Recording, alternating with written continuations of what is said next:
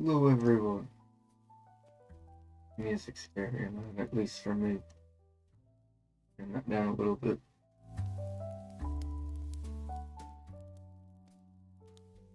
Well, ladies and gentlemen, welcome to the Fight Night Narratives, where we break down the biggest, the baddest fights.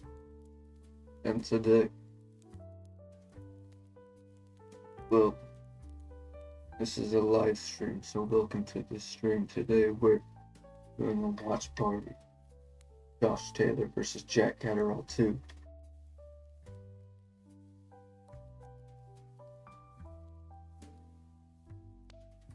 So,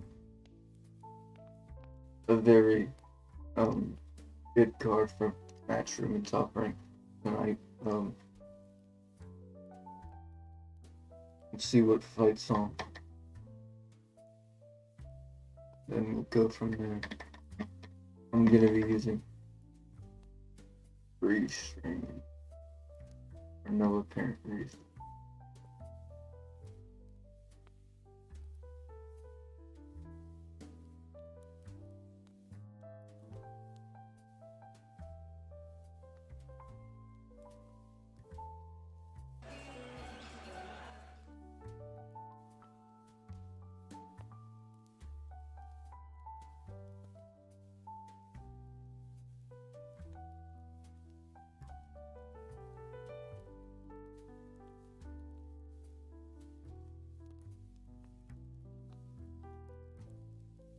But we're just so the undercards are on right now.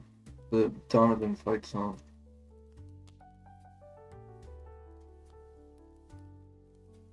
Somebody's just looks real to slip.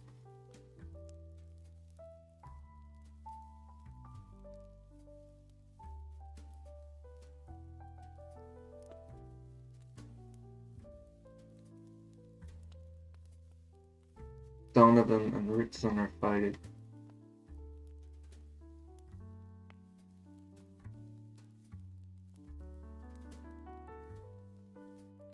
Which round is this? Number 7.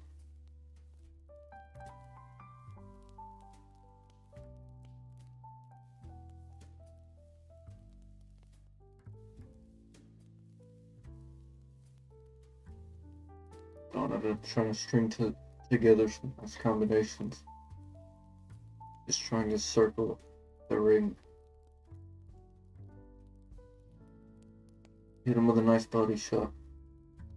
Ritson also caught him with a good right hand. Donovan moves away, lands a good combination. He's using very good movement. Ritson tries to rip to the body but doesn't quite find the mark.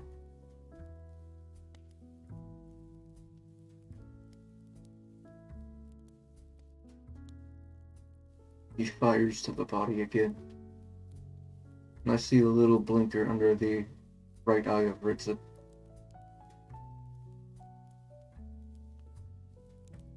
Can somebody just answer me? Why has DAZN decided to partner with OnlyFans? I'm a bit strange. Welcome to the stream 407 Gaming.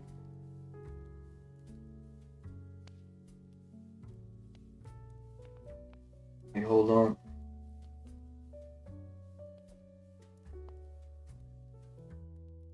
And it seems like I haven't watched this fight start to finish, but it seems like Ritson is fighting the fight that Donovan wants him to.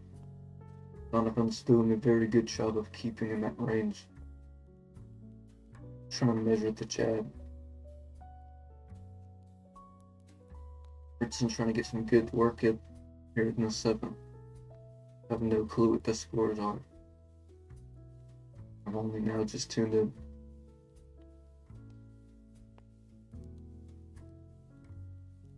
Ooh, and Ritson landed a good body shot right on the belt. Donovan piecing together some nice combinations. He lands a body shot of his own. Ritson's being pushed back.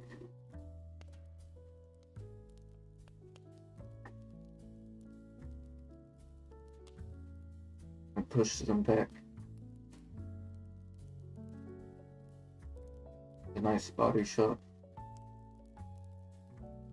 Body shot from Ritson. As Donovan moves Ritson back, landing the combinations now.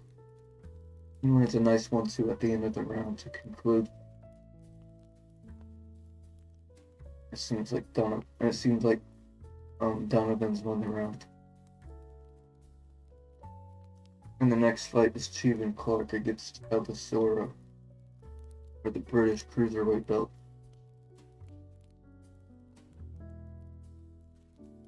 That's the co-main event, and of course the big one, Taylor versus Catterall 2.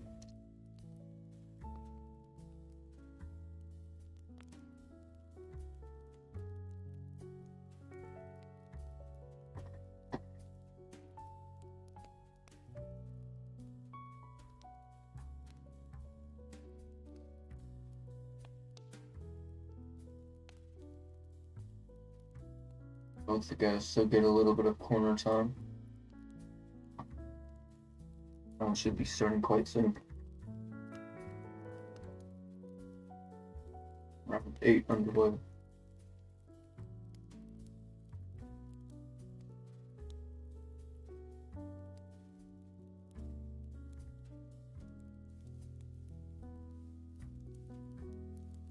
He's trying to show off some defense now. But he's just kind of a stationary target, it seems. He's not. Well, he had some head movement earlier, but Donovan is throwing off these shots, and Ritson isn't really moving his head much, unless he's throwing a body shot, uppercut or such. Donovan lands a nice combination. But Ritson landing a nice left hand and a punch right on the belt. Nice hook from Ritson. The referee breaks the 2. Nice uppercut from Donovan. He moves to the side. Oh, and he landed good right there.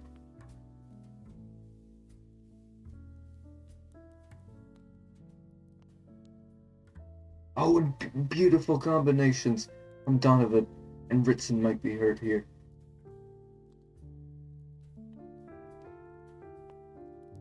He has Ritson in the corner. Nice uppercut. It seemed like Ritson could have been seriously hurt as Donovan landed it. Very nice combination. Ritson catches him with one, but Donovan right back with a combination of his own.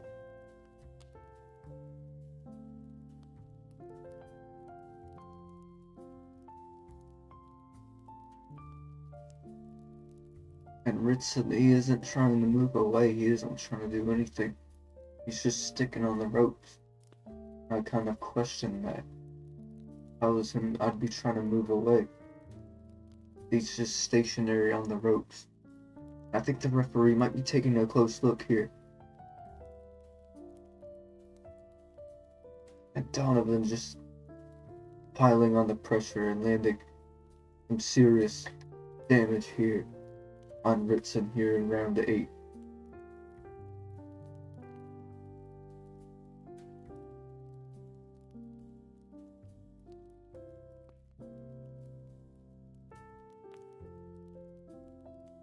Last 15 seconds of the round, and it's much of the same.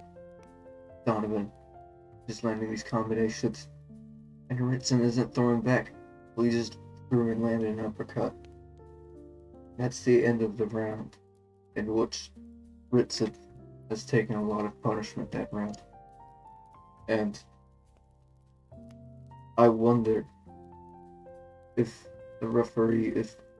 Ritson keeps taking this much damage, if the referee may step in now. Oh shoot, we have Messi up in here. Ronaldo, Messi. We're not playing the fights because I'm gonna get my channel annihilated. But I am commentating the current fights that are on.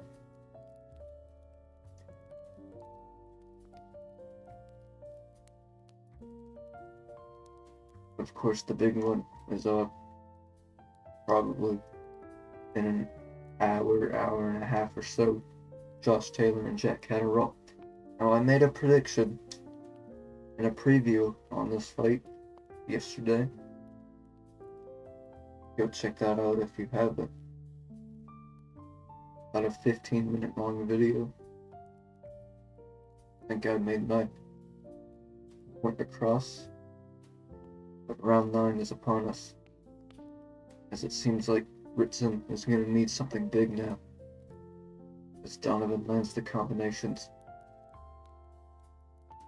And Ritson is against the ropes. Nice right hook. And it's over! And that'll do it. And the referee has intervened.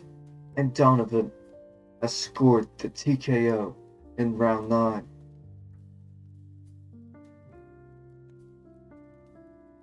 And a beautiful sequence of a combination. And I think the referee made the right move there. The referee made the right move right there.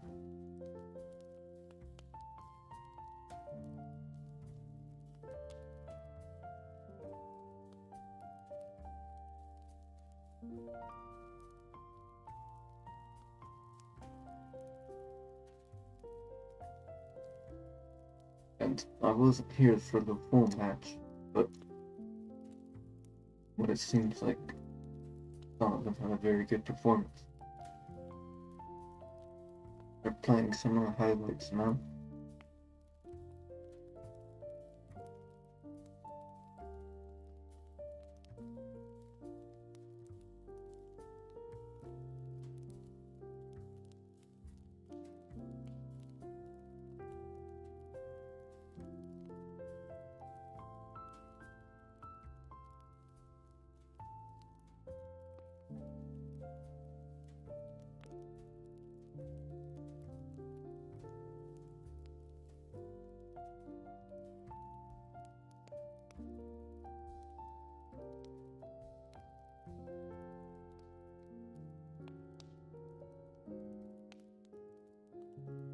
Very good performance, very strong. I'll be right back in just a moment.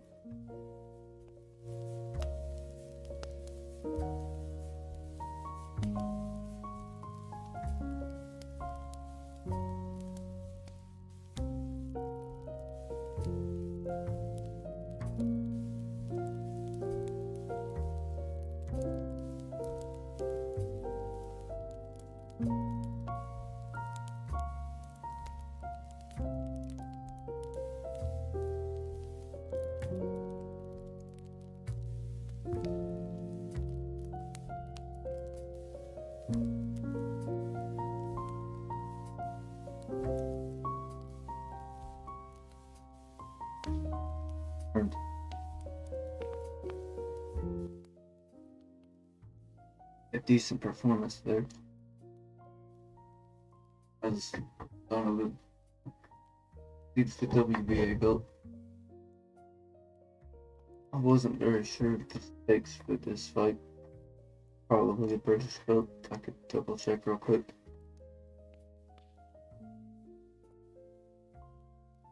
I just tuned in now.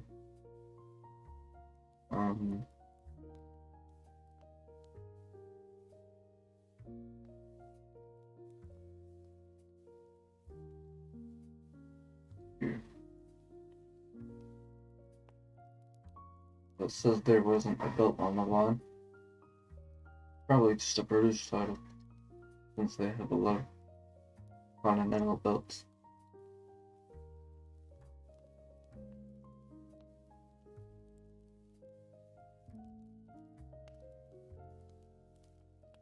And thank you for everybody who's in the stream right now.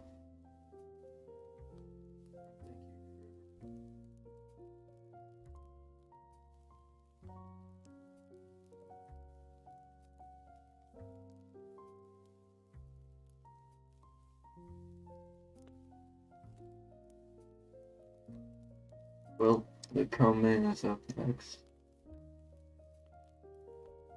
We're just interviewing Josh Taylor right now.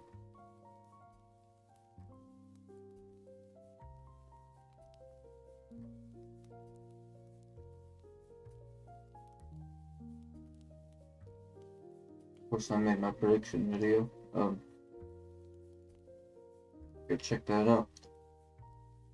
But overall, I picked Jack Catterall to win by 115, 113, and 117 and 111 type decision. I think it'll probably be 16-12. I just think that Josh Taylor was past his best. The weight and the legs are kind of gone. I mean, I do think Taylor will have success in the first 3, 4 or so rounds, but I guess the fight progresses. Catterall start to have his way with Taylor. Will there be a knockdown? Probably not.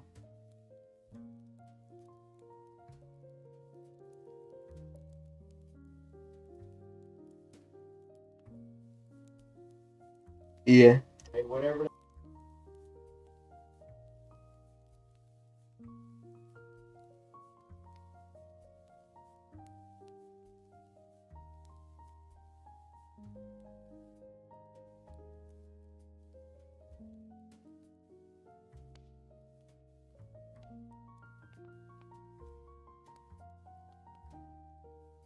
Let's pull up the comment. Cheapin Clark versus Zorro for British cruiserweight belt. People like Clark is a decent prospect.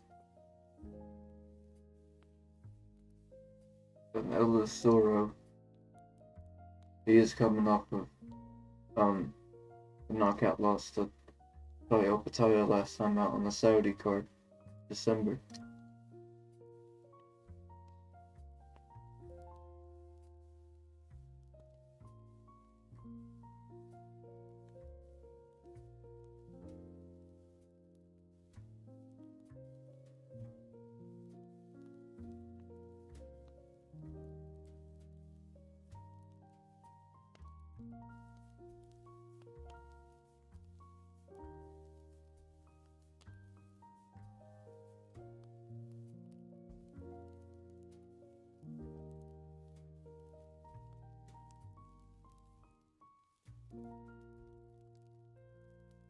I've seen name 2942.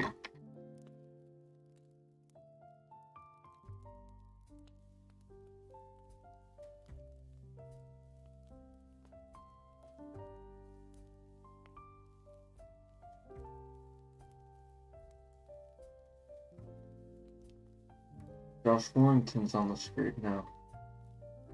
There's been rumors circulating of a rematch with him. Fighting Lee Wood next.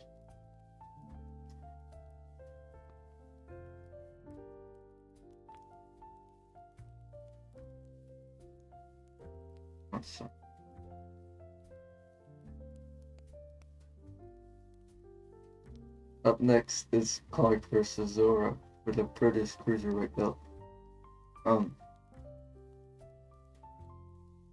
But yeah, they just had Josh Warrington up, and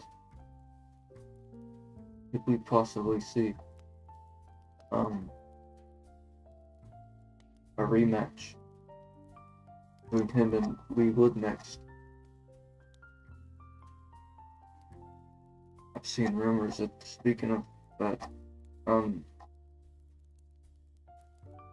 I guess basically everything but burdened, but Sebastian Fundora, he's defending his belt against Errol Spence in October. Well, I do think he'll be stripped of that belt if he does go through to fight Spence, because the mandatory, I think, is Crawford. But nevertheless, that's a decent fight. That's probably going to be a separate video, probably when it is announced. And I mean, for everyone at 154, Fundora is kind of he's a fun challenge. He's like, what, 6 foot? 6 foot 6 or something. He's like 6'6". But then Spence is like, I don't know, 5'9". Let's double check.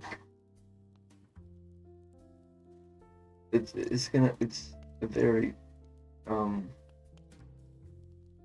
it'd be a very fun challenge for Spence. Just check. Yeah, Spence is 5'9". And Fedor is 5'5". 6'5". That should be a fun challenge. And Devin, please answer my calls. I'll be ringing you after the fight, after my review video.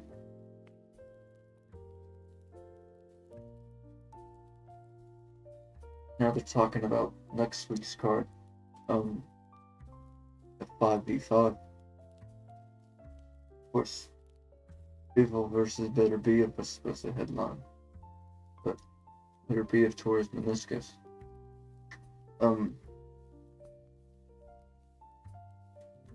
Now Bivol, I think now it's headlined by Deontay Wilder and Bailey Zhang, which is a pretty good fight.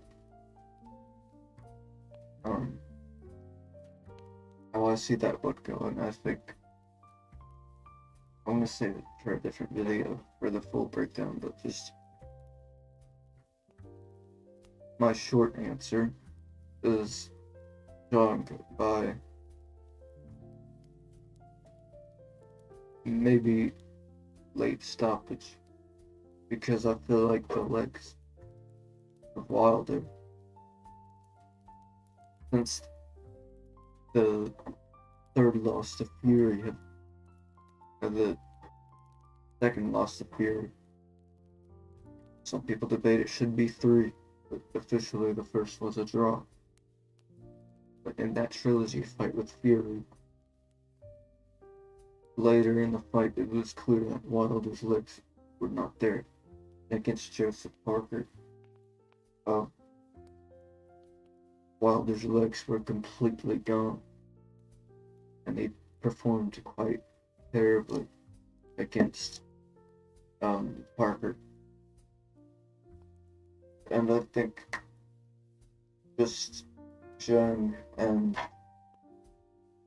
I mean, the guy was like 300 pounds. He will wipe you out.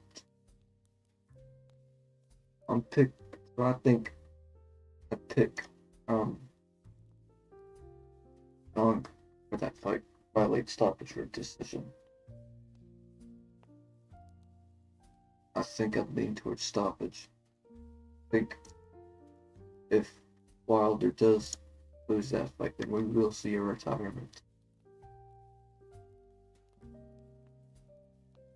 I'm being honest, I kind of expected Wilder to retire after he lost to Parker.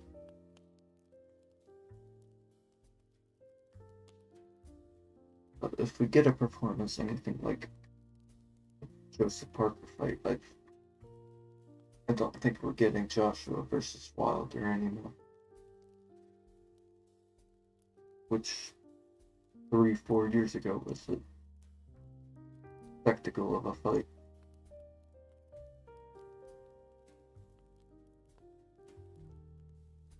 Of course, on June 29th, there's Bam versus Estrada. I'll be away for that fight, so I won't be able to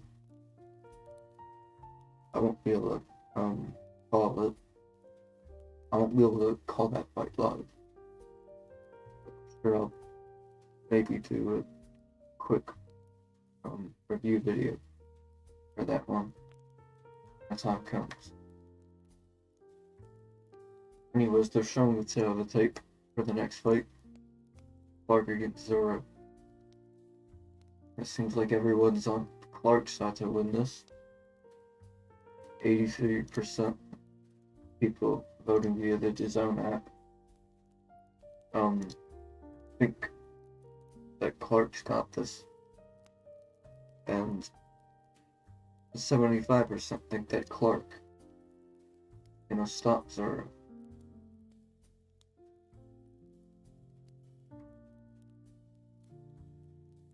Of course, Zorro, he's coming off of the knockout loss to Donovan back on the Saudi card.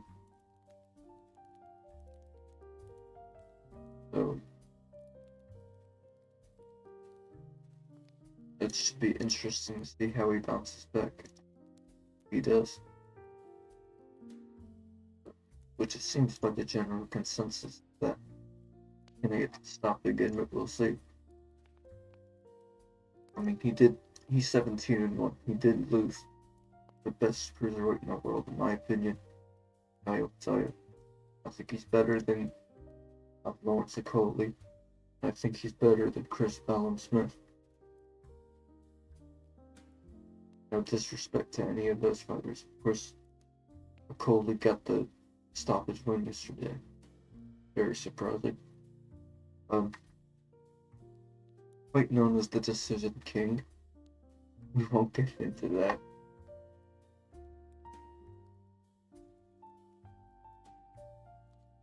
I didn't make a video about that one, but it was still an interesting fight. But here comes Zorro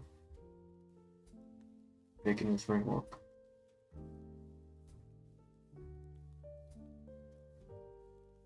And I can't really comment about these guys' accolades that much because, quite frankly, no disrespect, I don't know much people on this card. I know Zorro just because he got slumped by Opataya.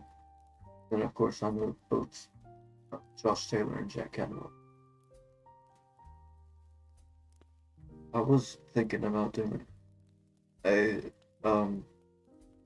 Taylor versus Catterall 1 breakdown, but seems like it's probably too late for that. Now here comes Clark.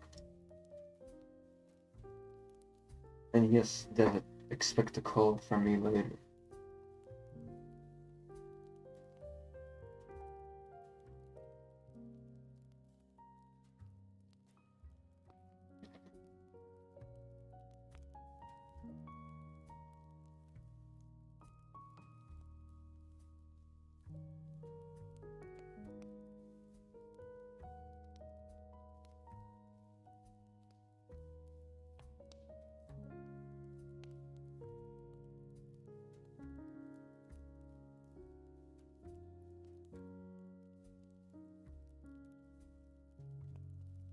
Clark enters the ring,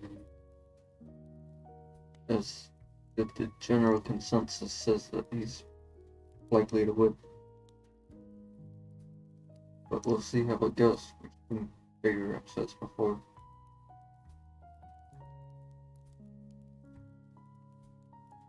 I can't really give a prediction on this one.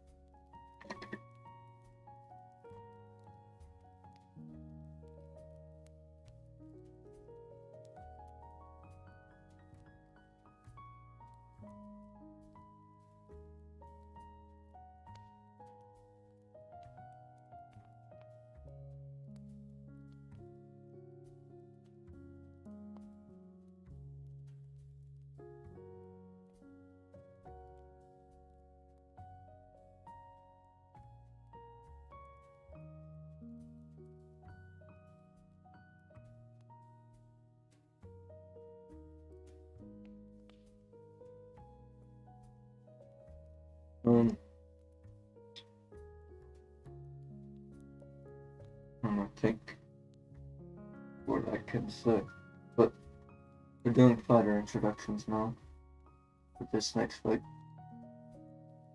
which is the co-main event. Next fight coming up.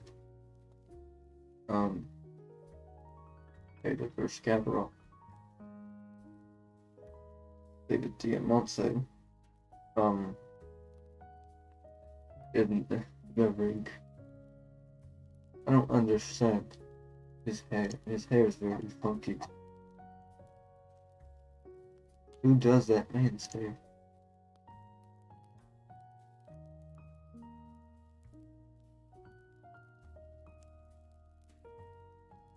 Oh, and I've seen Ricky Shake.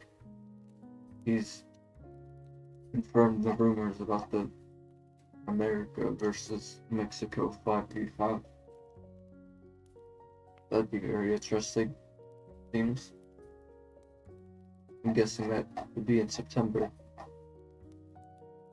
You guys aren't up to date with that.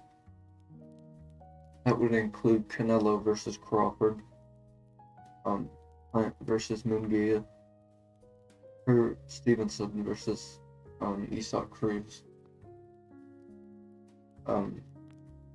Brandon Figueroa versus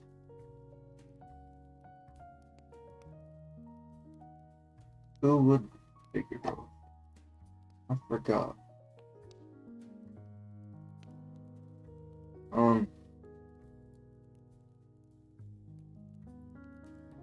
Let me try to find it. But Brandon Figueroa versus Venado Lopez, and then Stephen Fulton versus Luis Neri. That'd be very interesting. But the co-main event has now started. Clark rushes it. 10 seconds in, and 15 seconds in, and there's already been two clinches. Clark just ran right in.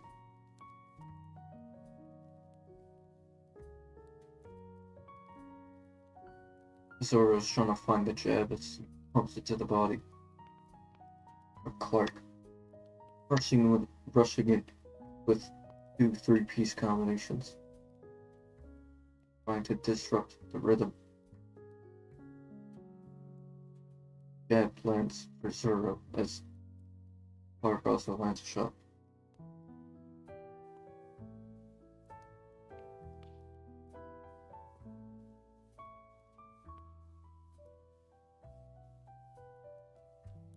And Zorro, he's been knocked out in his last fight. And you have to wonder how that affects him mentally. He landed a good left hook.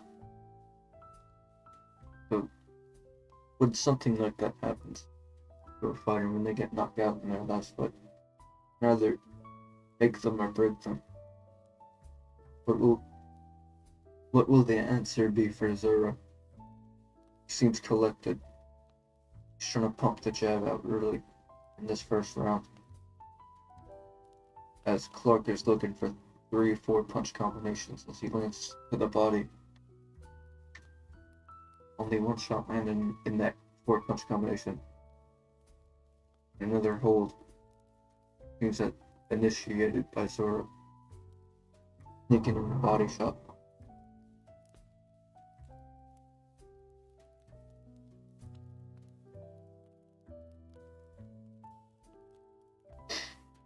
Zorro continuing to pop out the jab.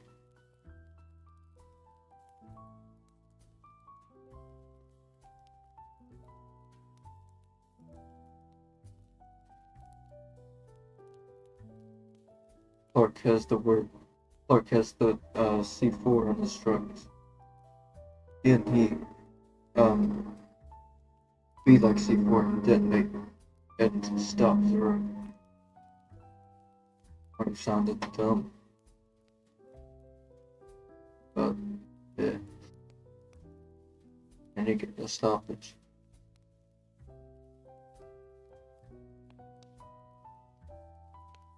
Zorro clinches again. Both guys are trying to work in the clinch.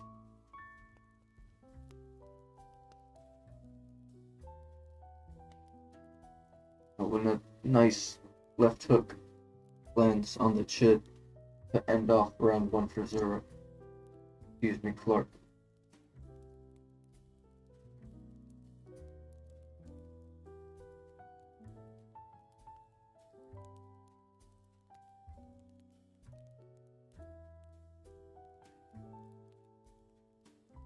and not a very definitive first round.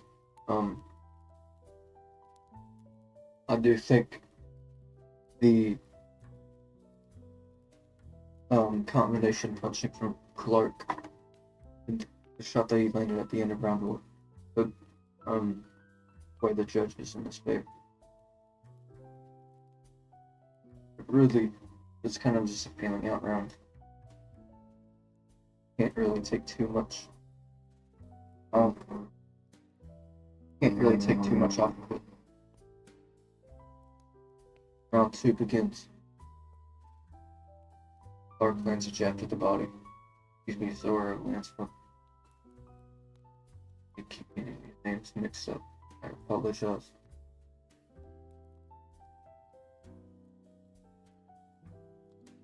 Clark continuing to just step forward and trying to land those combinations. Majority of them aren't landing them. And Clark just twirls Zorro around in the clinch.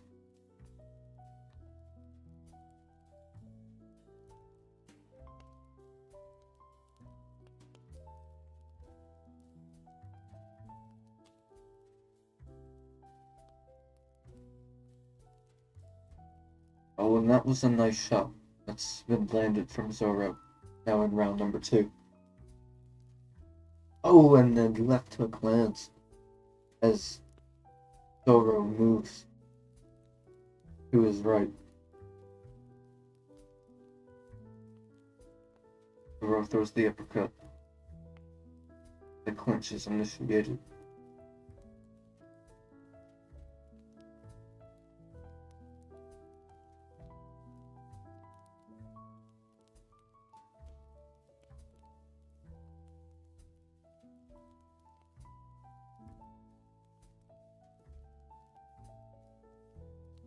Tries to put together a combination. Zorro pumping out the jab still. But when they exchange there,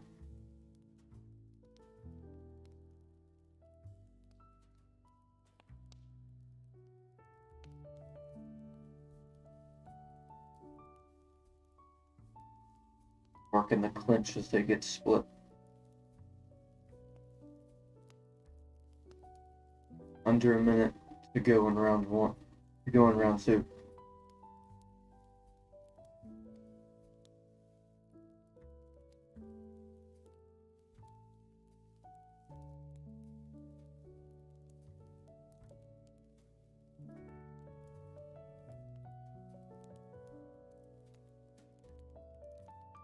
But again, and there's been a lot of clinching in this one. I haven't been keeping count, but there's definitely been a decent amount of clinching. Clark lands right hand. What a nice hook lands for Zorro. Again, a clinch. Not the most aesthetically pleasing fight throughout 2 rounds.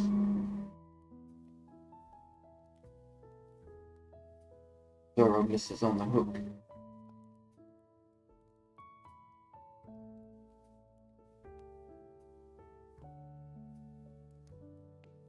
I'm not showing the fight or else I'm gonna get my channel obliterated. So if you're here to see the fight, you've come to the wrong place because I'm not about to get my channel bombed.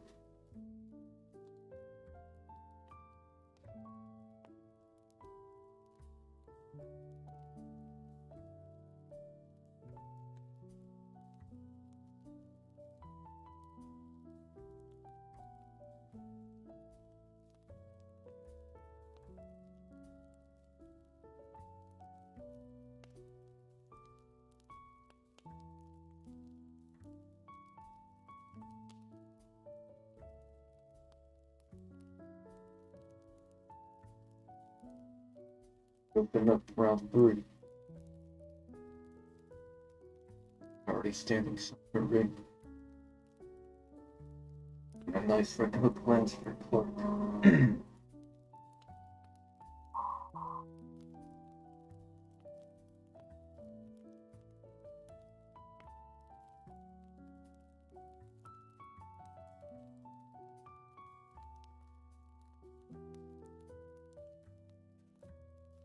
Again, they tie up.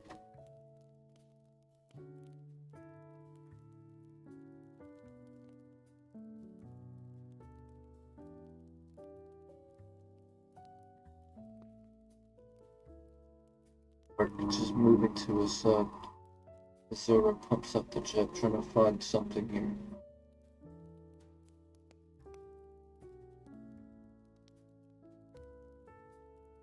Zorro's done a decent job of just using that jab early in the fight. Clark able to get off a hook.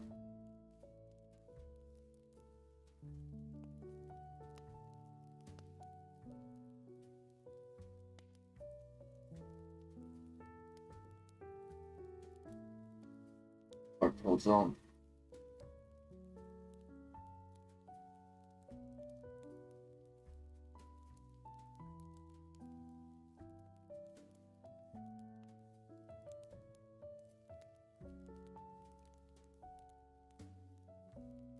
Clark is backed up against the ropes. Zorro continuing to fire off the jab here in round 3.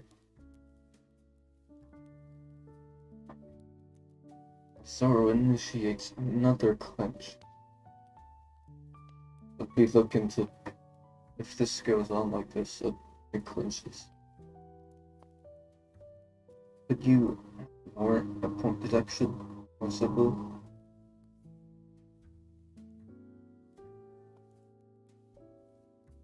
Zorro misses bad on uppercut as Clark showboats.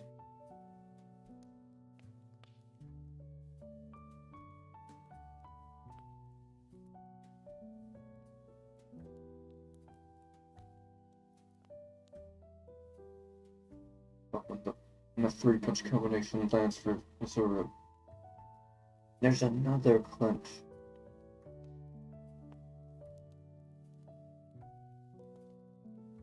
There's been, in this fight, there's been a lot of action in the clinch tonight. Again, on the referee, I'd think about deducting a point, so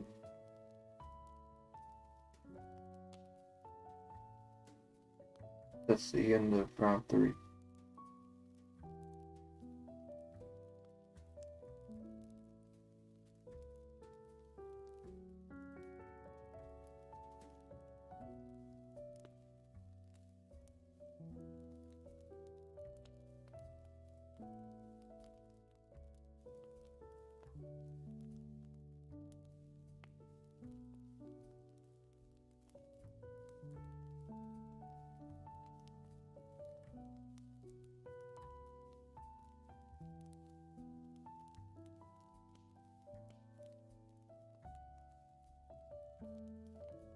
In round number 4 of this scheduled 12-rounder.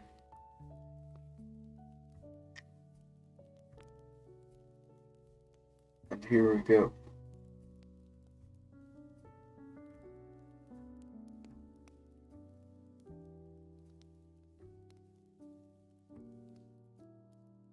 Zorro pumps the jab to the body. As Clark tries to do the same. Jab out there. The clinch is initiated.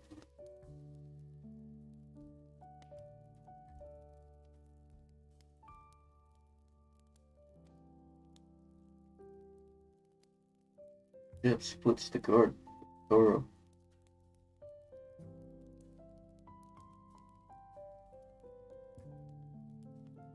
Zorro lands a big shot. Zorro gets spun around. Oh, and a big shot from Clark lands.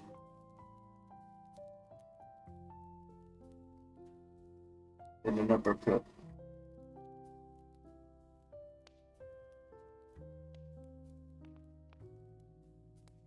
Clark is, of course, undefeated, and he's trying to improve to 9-0 tonight. He has 6 knockouts. Only 2 of his fights have gone the distance. And he closed the show in this one too.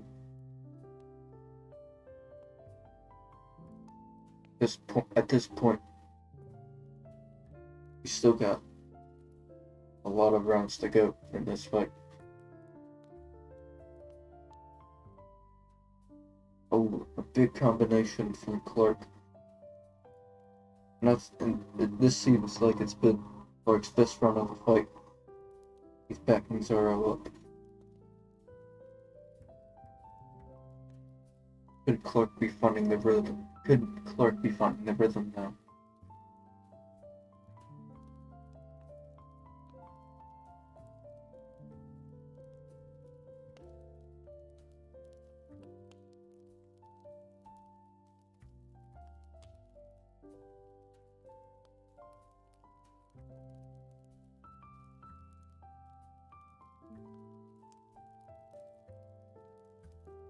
Another clenches on his head.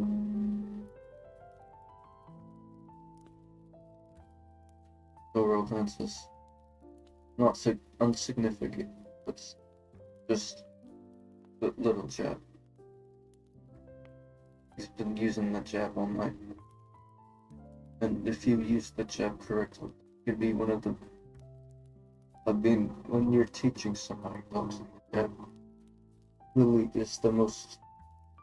The jab is really... It's the first thing that's taught at most gyms. And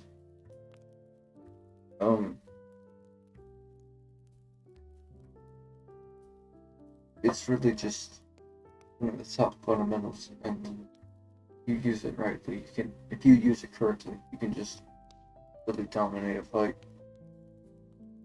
And we don't care about X series.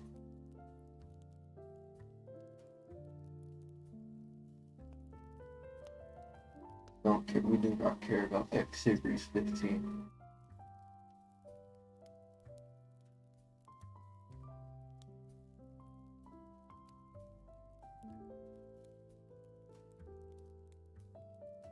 I think that last round was probably Clark's best round of the fight.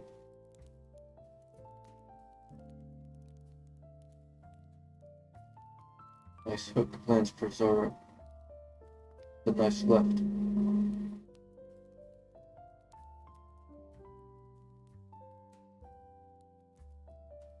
Zorro just trying to keep Clark away with the jab. Zorro was measuring the distance. We saw good distance management in the last fight. With Donovan. Got a stoppage win. And he was measuring distance very well. Zorro lands a few. Zorro, well, he threw a combination, but none of those really landed too much.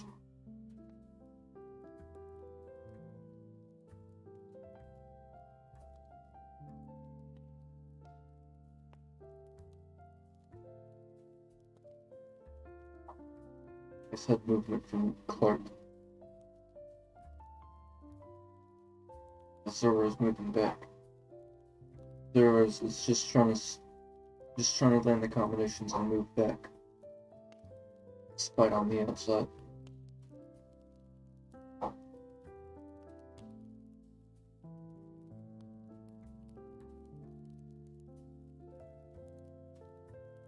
Combination is landing from Clark to the body.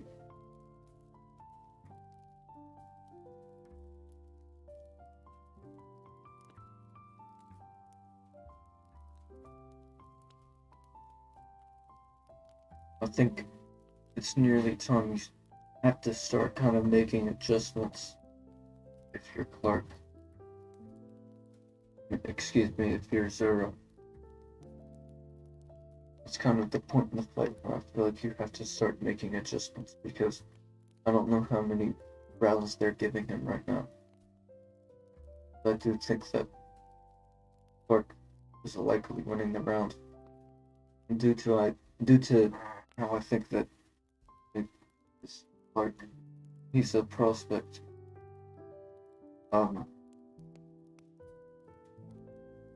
They're trying to build him up. I do think they will favor him, so I feel like the plan that Zorro has,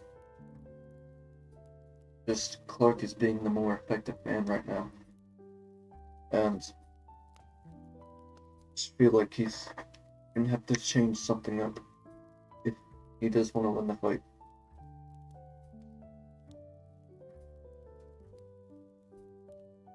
That's the end of the round.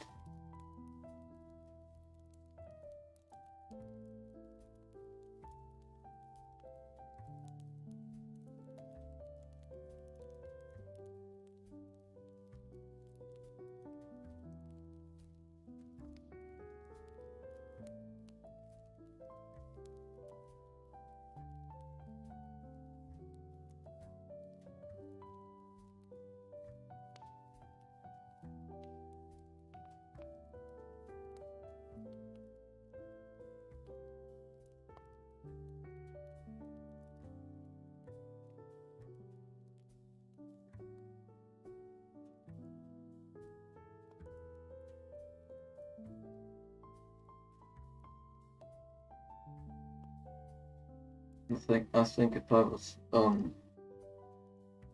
Zorro, I would still keep the jab. The jab is a very fundamental tool, but I feel like if I was Zorro, he keeps backpedaling. And I feel like where we've seen the most success is when he comes forward. I feel like he needs to start coming forward a little bit. Try to put the pressure on Clark. It may be ripped down to the body. Body then head.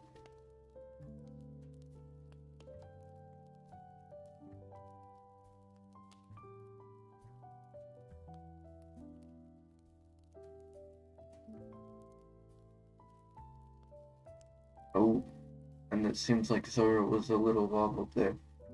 Might have been just a little slip though.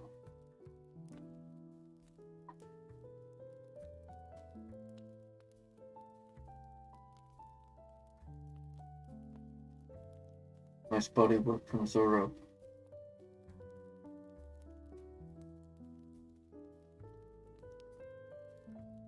Open it.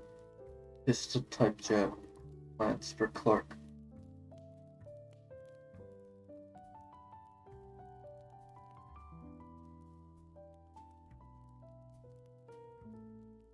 Zorro trying to create distance. As Clark has spent a lot of time trying to get on the inside.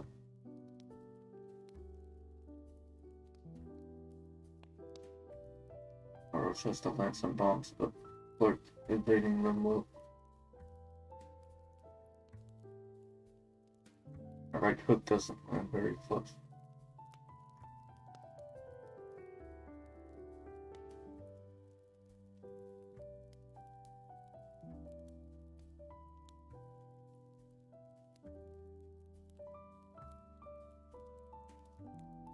Referee warning about the clash of heads.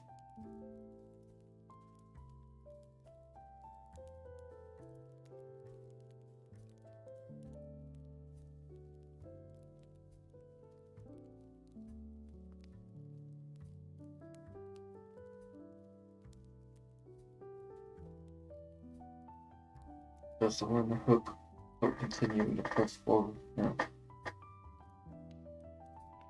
Just trying to apply the pressure. Of course, next is the main event of Josh Taylor against Jack Catterall. What should be a very decent fight.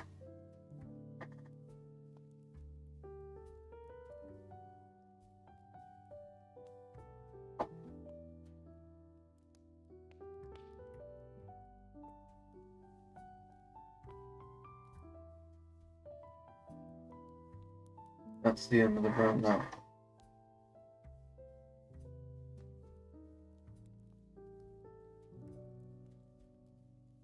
Both guys warming up in the locker rooms.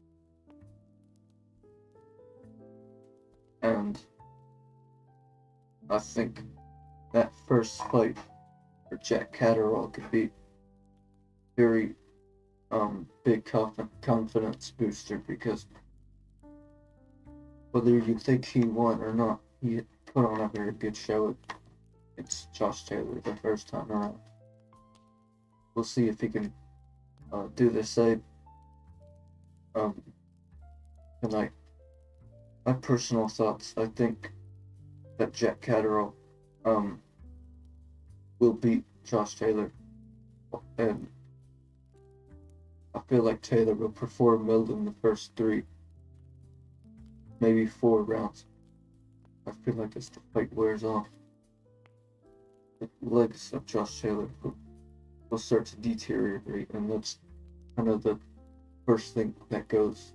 You saw that when he fought Teofimo Lopez back June of last year,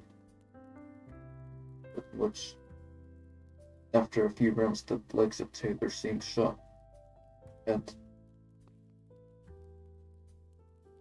the reason why Catterall did so well against Taylor the first time around, could it just be because of Taylor just not taking Catterall seriously at all? Yeah, but I just feel like Taylor has kind of lost a step. I feel like he's not as good, and I feel like Catterall could win anywhere from the 115, 113, the 117, 111 scale. But we'll see. I don't get a lot of my predictions right. Maybe Josh Taylor schools him. See. But we're in round 7 of this fight. Not the most aesthetically pleasing match, but a fight none the least.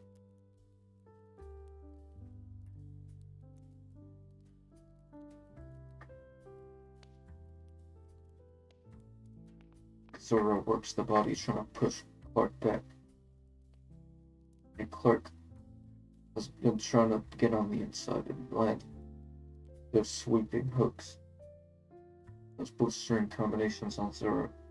He throws a left hook there.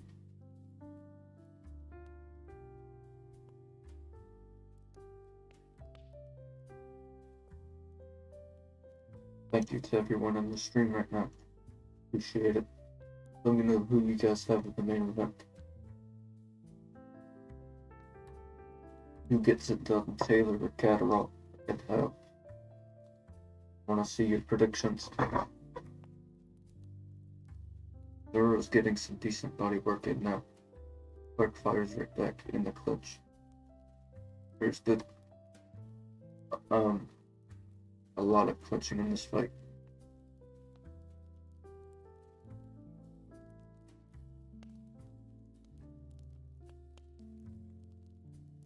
I think this probably will go the distance. Probably will go the full 12. As both men exchange punches. And we're gonna head into the 8th round. Schedule 12.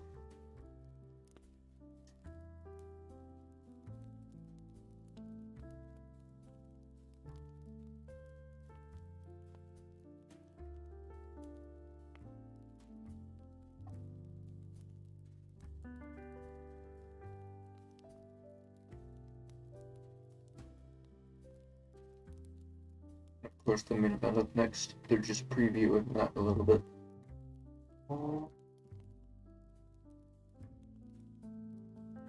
I have Jack Catterall winning that one. Let me know who you guys have. Right now we're in the co-main event. Not a very aesthetically pleasing matchup, but that's what it is.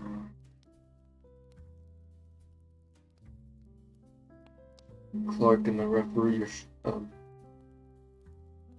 they're chatting it up a little bit. We already have a clinch 5 seconds into the round.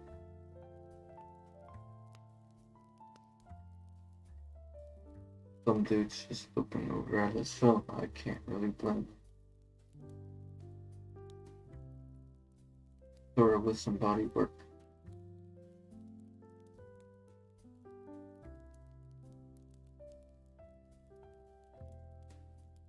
Zorro throws a jab out there as Clark is moving back.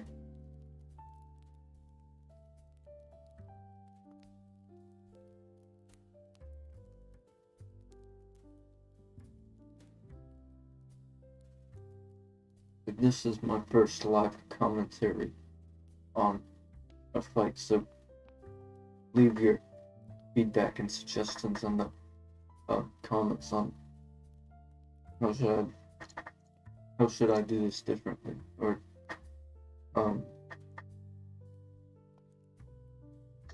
just overall what can I do better.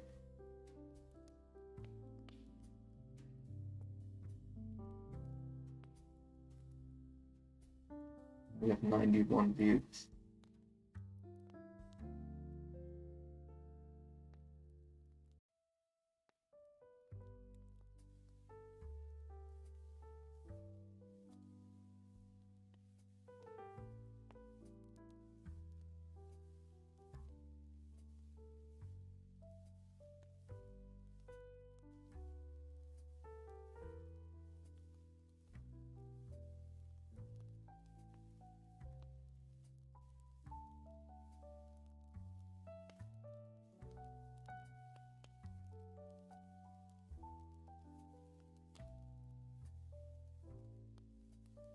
We're in round 8 of 12 now.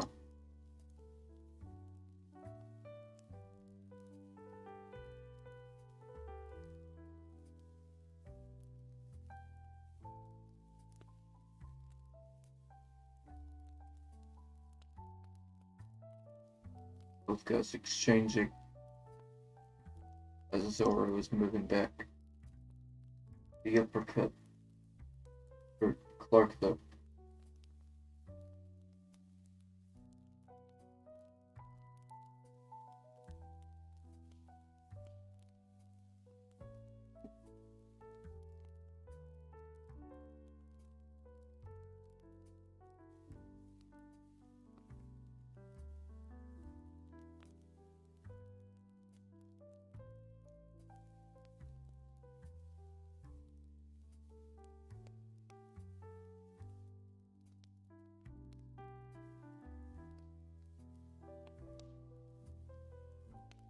Spider-Man.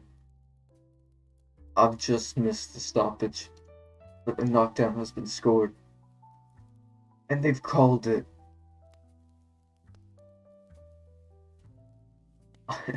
I tune out for 1 second, and then there's the knockout. That's just brilliant.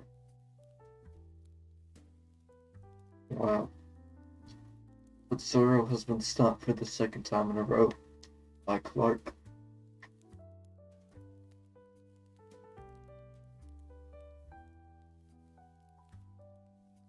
I have to find the video. Well, I'm sure they're gonna have a little replay.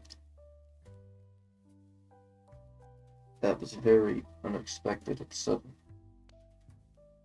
Ritson will have the replay.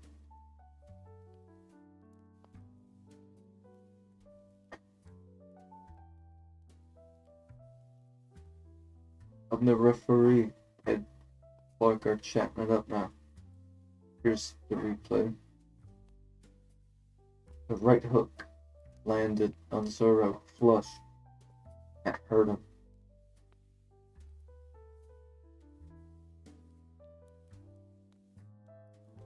Right hook, and then a series of hooks drops him.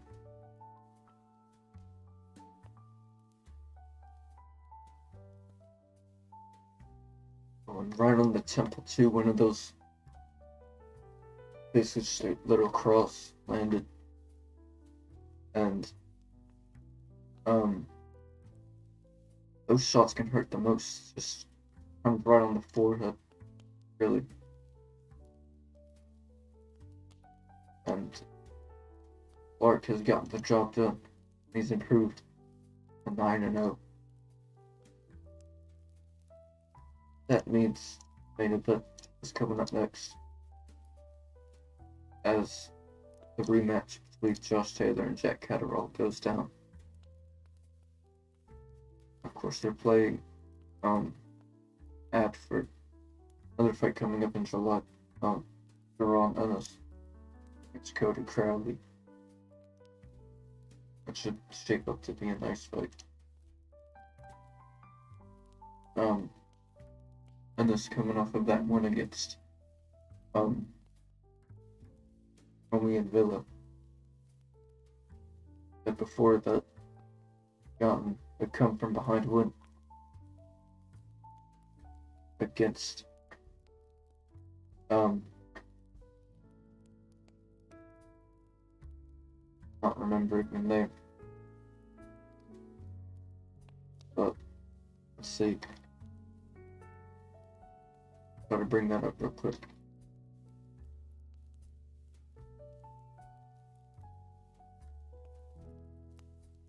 Yeah, Jaron Ennis fought Romy and Villa. On Villa, in which Rashidi Ellis, he had taken Ellis's, I knew it was Ellis, I didn't know his first name though. And then Jaron Ennis stops him. A very strong performance. In the 10th round. It just killed their momentum right off, so he's fighting Cody Crowley, who is an unbeaten prospect and has gotten decent wins in his career. Abel Ramos, Josecito Lopez, more. So that should be a nice fight. And it seems like Matchroom is going to keep, seems like they're going to keep Ennis, fairly active, but I think the PBC has a strong issue with keeping their stars active. I mean, Gervonta Davis, he's a part of the PBC.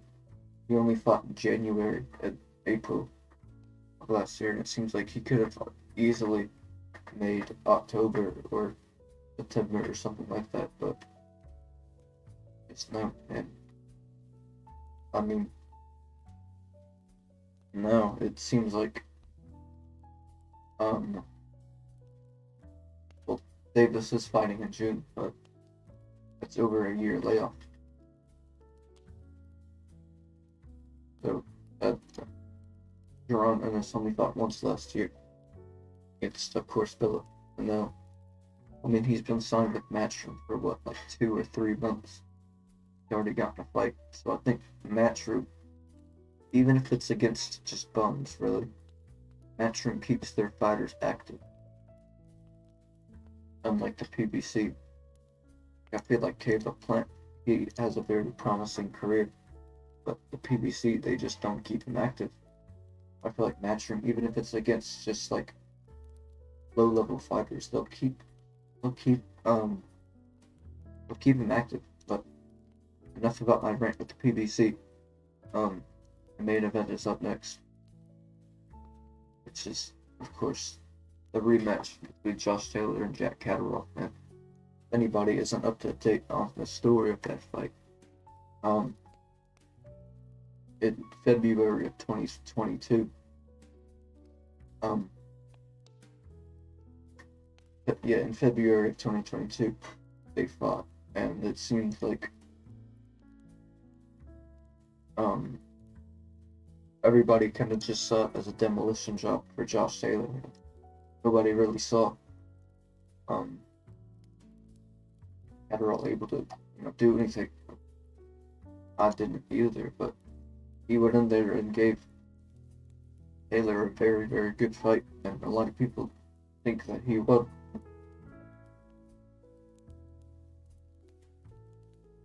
I hate to throw the word robbery out there, but it could have been, that fight could have been classified as a robbery. I mean, like, people say Devin Haney, he got robbed against Vasily Lomachenko. Now, I don't agree with that, but I don't think that's a robbery.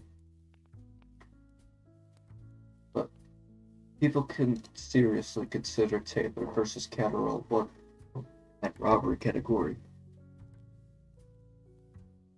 Same with maybe Tyson Fury versus Francis Ngannou. Maybe Ngannou could have been robbed versus Fury. Frankly, I thought they were gonna rob Usyk. I thought that they were gonna rob Usyk of the win versus Tyson Fury. I thought, okay, they want to make Joshua versus Fury. Then, I mean, it's a close enough fight, so they're gonna give it to Fury, but I was wrong. They gave it to Usyk, which I'm very happy about because Usyk deserves that. So yeah, that it really could have been classified as a robbery at first fight, but no, Jack Catterall gets to go in there for a second time and possibly prove everybody right, maybe, and could beat Josh Taylor. So we'll see how he does in the rematch. And also another factor, their last fight was in Scotland, which is where Taylor was from. That was a Top Rank show. I know Top Rank, they're co-promoting it, but it's a matchroom show primarily, so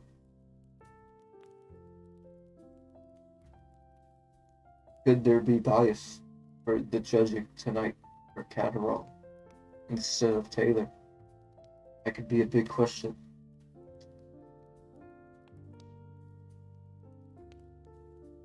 So we'll see. The main event's up next. I'm very excited for this one. It should be a decent fight here.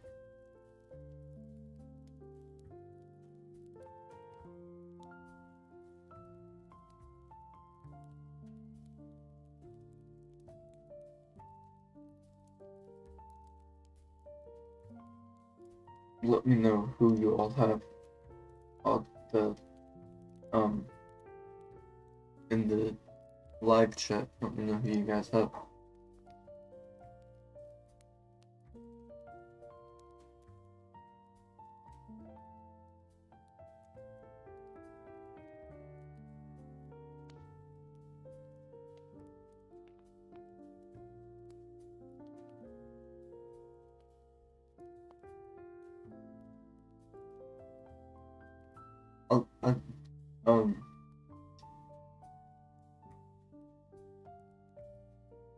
Nothing like a stroke right now, trying to string this sentence together.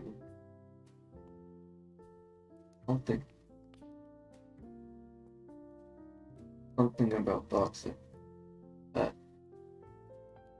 I can't stand is how long they take between fights. I mean, we had to wait a very long time in between fights for the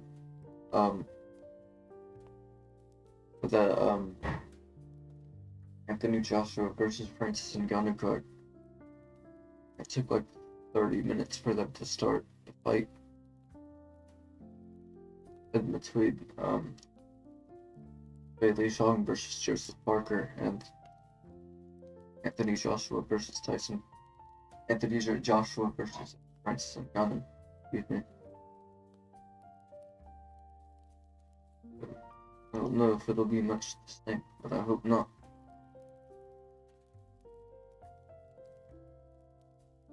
I'm sure there's a lot of buzz about this fight for UK boxing fans.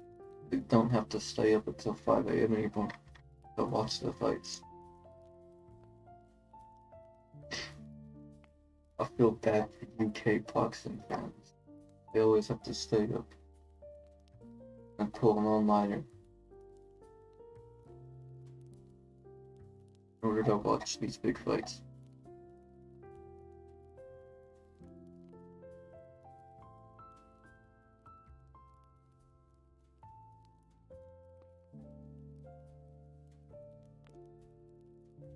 Yeah, right now they're just kind of talking about the fight through the DAZN stream. Still haven't made their ring walks, but I'm sure they'll start in the next 5 minutes or so. Just hope they don't take forever between fights.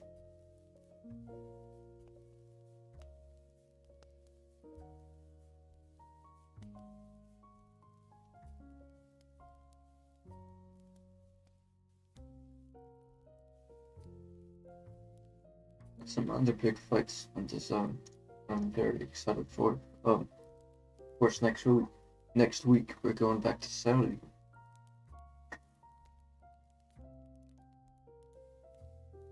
Next week we're going back to Saudi for Deontay Wilder versus Zhang Zhang. I think it should live up to be a good fight. And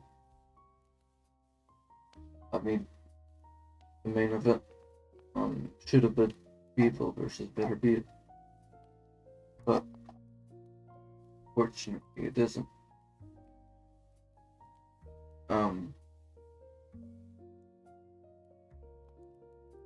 It's I don't even know his name, frankly, but he's like a 20-0 prospect. Yeah, 22-0 Alexander Zenat.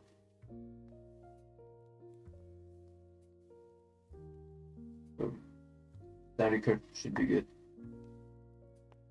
But I'm gonna be right back real quick. I'm just gonna let this music play. I'll be back in like a minute or two.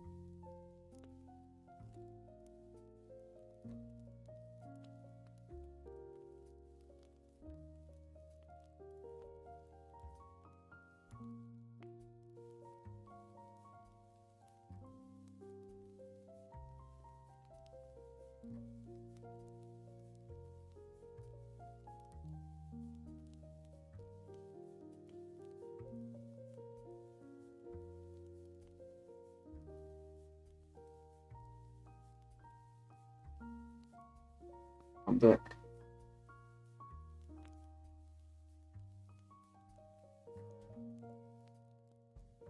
But yeah, I'm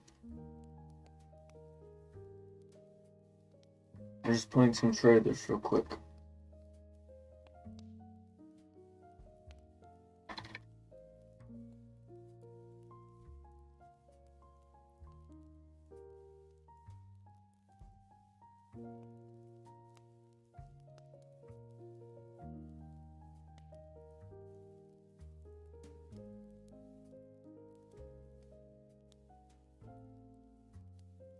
Actually playing the trailer right now for the 5v5.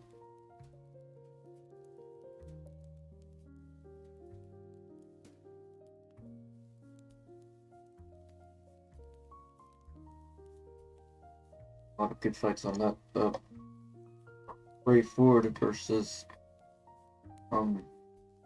Nick Ball on that.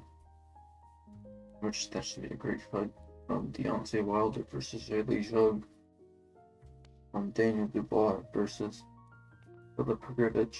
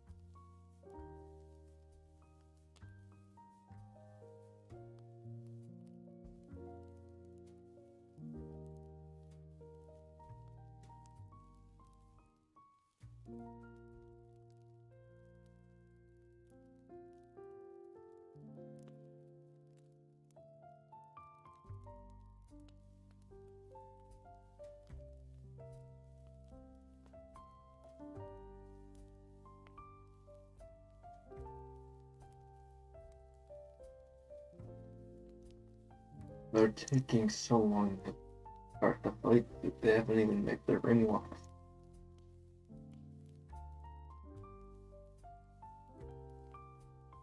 I'm not very happy about this. Taking like 15 minutes with this.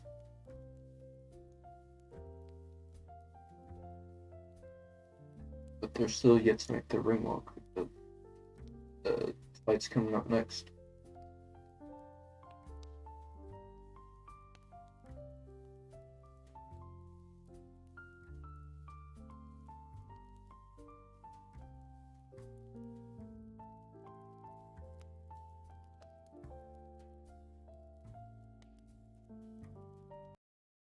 When this music's copyrighted, really.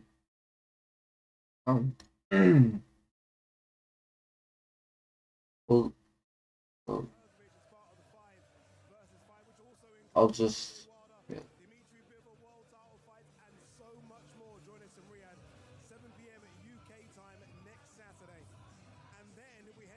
On June 29th for the blockbuster world title clash between Juan Francisco Estrada and Jesse Bam Bam Rodriguez. Here in Leeds, though, we are ready for liftoff as boxing doesn't get much more personal than this. Well, I think it's about time. They're playing the trailers. They said all systems go. I think they're gonna make their ring walks. Of course, Jack Catterall walking first.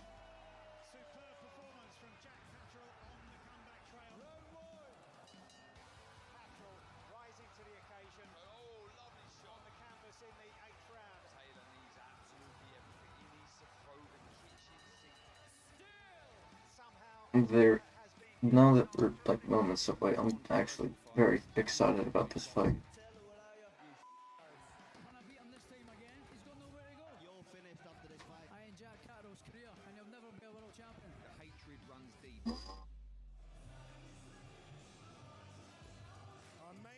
They're just playing highlights from the first fight. Now they're on the tail of the tape.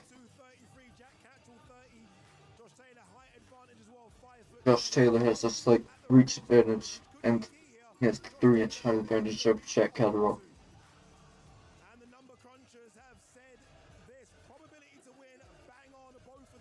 Wow. Dead even probability to win 47 to 47. 21% of people think Jack Catterall is going to win by stoppage. I found that very interesting. If somebody's going to get a stoppage, I would more expect it to be Taylor, not Catterall. That's very surprising.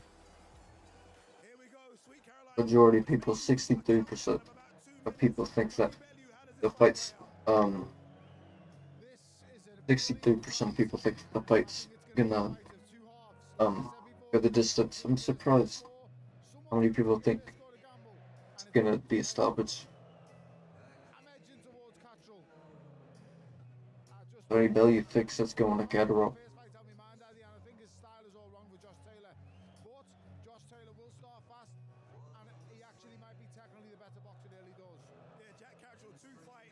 Tony Bellew really just saying, but I think that Josh Taylor's gonna start well early. But I think the legs of Taylor will go, and that's what Jack Catterall will start to have as well with Josh. And they think that he will win and dominate in later rounds, maybe.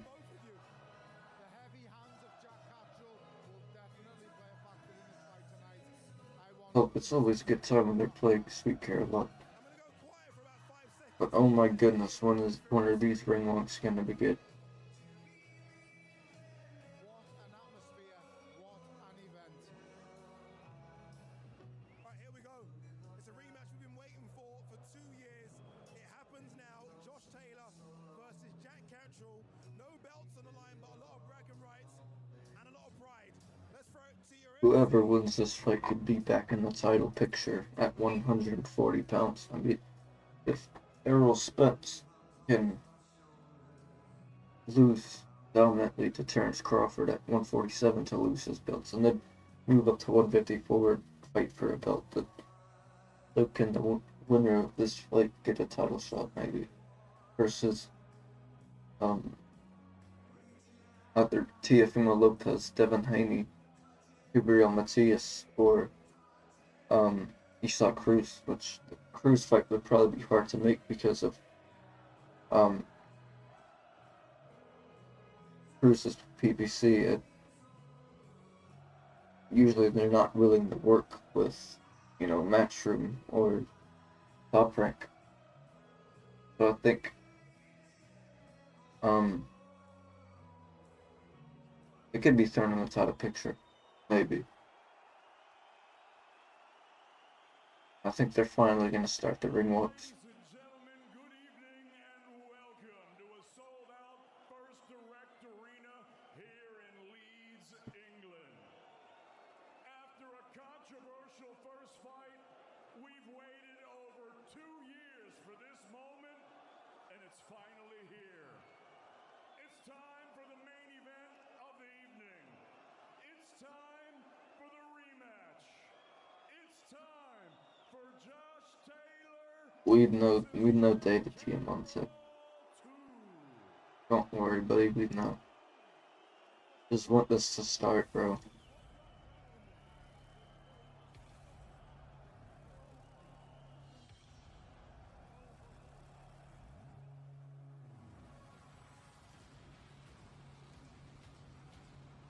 Jack Catterall walking first, of course.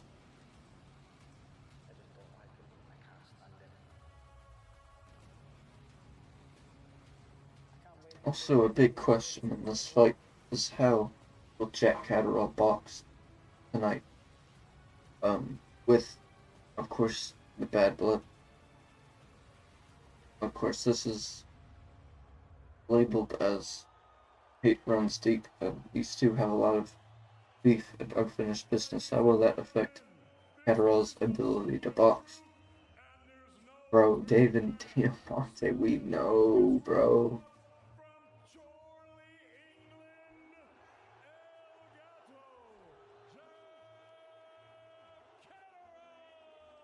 How fire will this ring walk be? We'll find out. Jack Catterall now walking to the ring.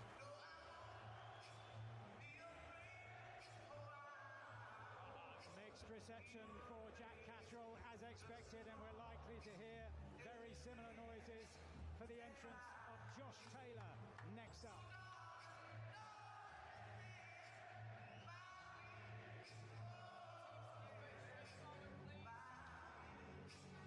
Very interesting to see how Jack Catterall will box. Catterall mouthing the words of the song accompanying his walk through the corridors and out into this famous He's been walking through this hallway now for a decent amount of time. a deafening level of noise. So often here, it's all being directed in favour of Josh Warrington. But here tonight, there'll be a clash all around in terms of the fever of the fans. What just a ball of sunshine Jack Catterall is. He's just a it's the ball of sunshine. It seems. Both guys during these fight weeks. How long is it gonna take Catterall to walk through this corridor? That's the real question on the fight. He's been walking for a good 2 minutes now. Finally. That face, a picture of concentration as he arrives Here in this huge theatre, the fans amassed on three sides. Unlike so many venues, Catterall making the walk now. and here, more than 800 days on, finally, the chance at retribution arrives for Jack Catterall. How will this one go? Been talking about winning this one inside the distance. Also about having matured emotionally. And this will be a colossal test of his temperament as well as his talent.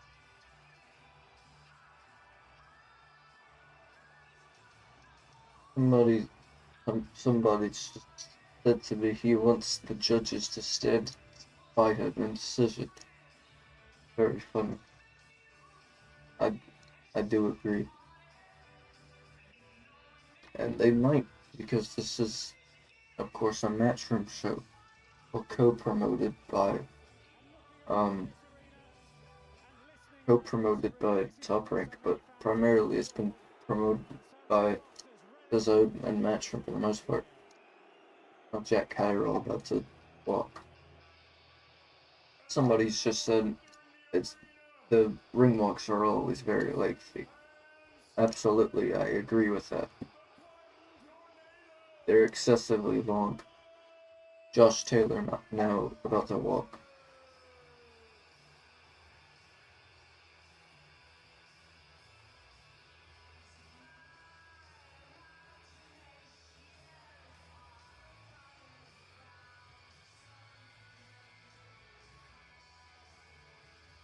Will his walk be as long? In the super lightweight division, that's been the focus of so much of the debate in this long build-up. And it seems like he's gonna have a very long walk too. This is Of an operation to not repair very the nice. his eye, which he says, and he told Darren at a recent awards lunch that it's improved his peripheral vision beyond measure. And that, he says, will result in a much improved performance here tonight in this cauldron here in Leeds.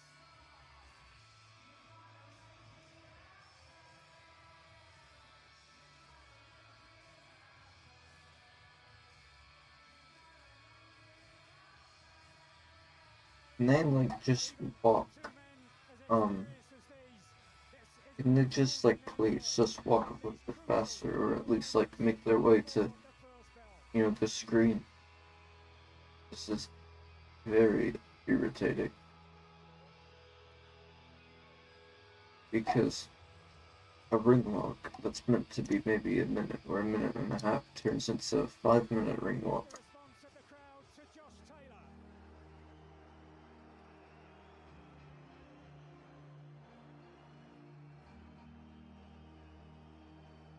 For this, the ring walk that Jack Catterall has said will be Josh Taylor's last.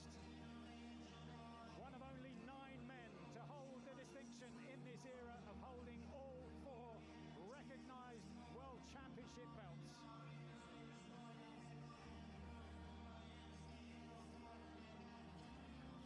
I'm gonna keep live score. At least I'm gonna try to. Controversy surrounding that first contest. Josh Taylor not making his walk, which has been a very lengthy walk. I don't appreciate it very much. Has continued through to fight night. Shout out to everyone still in the stream. We're almost at 200 total views on the stream. Taylor looking like a man born to the big occasion. And maybe also making sure that he keeps Catterall waiting in the Bro, this walk, possible they're to control in total. Alright, in total, these ring walks have probably been a total of at least 8 minutes, maybe. 8 minutes or so. We need to hurry up, that's what they need to do right now. And then the introductions are going to take like 5 minutes. real anger in some of his responses to the general opinion around that first fight in Glasgow. Most people take Taylor finally enters the ring. more than enough to win.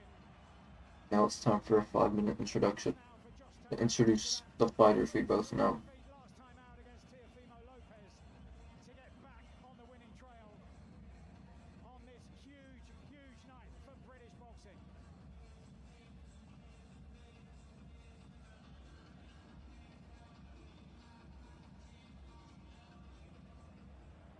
Would leave your predictions in the live stream chat. Who's taking this one? Taking the rematch, Taylor or Catterall?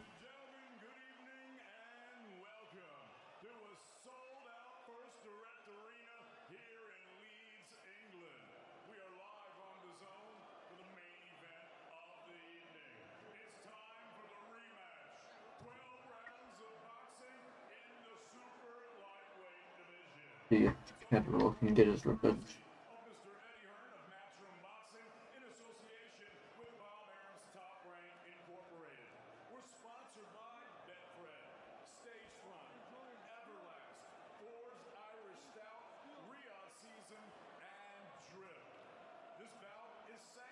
Josh Taylor looks very energized right now. He moves around shadow boxes in the ring. It doesn't seem very weight depleted like he did in the first Jack Catterall fight and the Teofimo Lopez fight.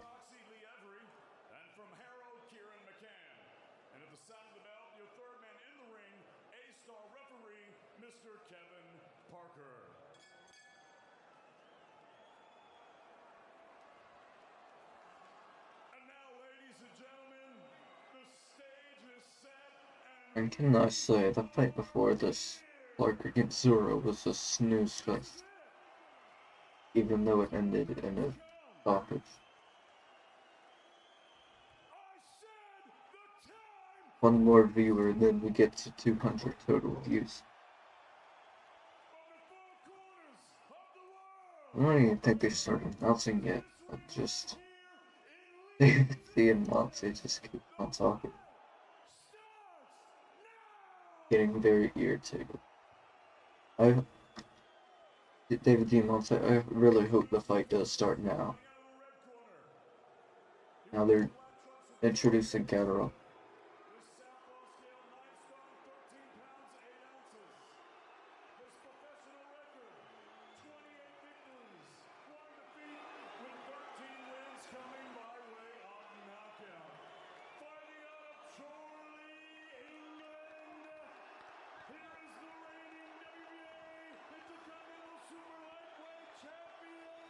The winner could get into world title contention again, possibly.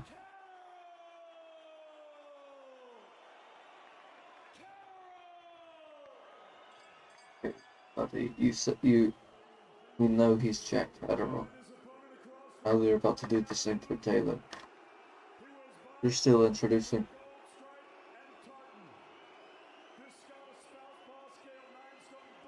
But now that we're probably about 2 minutes away from the fight, I'm very excited.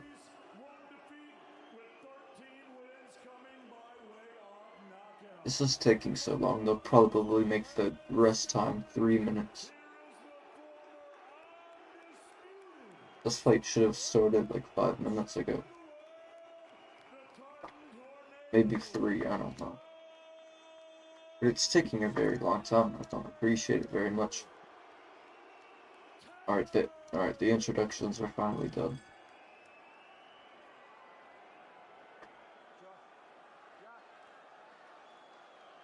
Now they're in the center ring.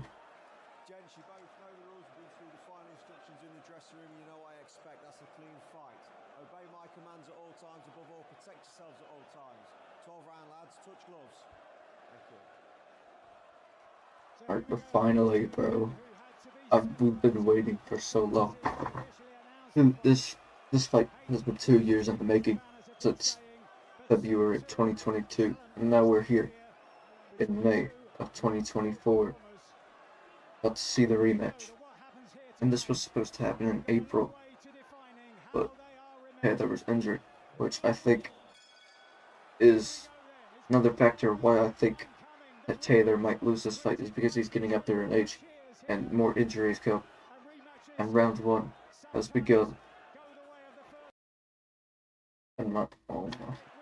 My stream's very buffery, but Jack Catterall immediately takes center ring and pushes Taylor back and pumps the jab out.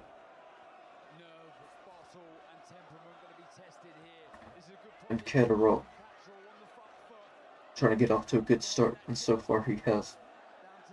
In the first 30 seconds of this fight, he's pumping out the jab.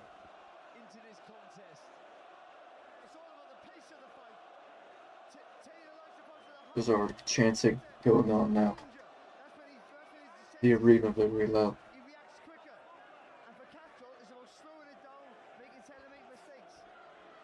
Taylor comes in. Taylor comes in with the right hand to the body. He misses both. Let's see if I get my prediction right.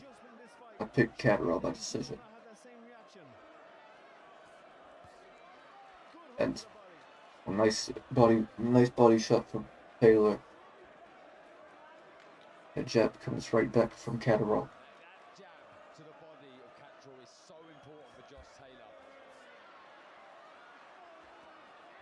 Ooh, already some nice action in the first.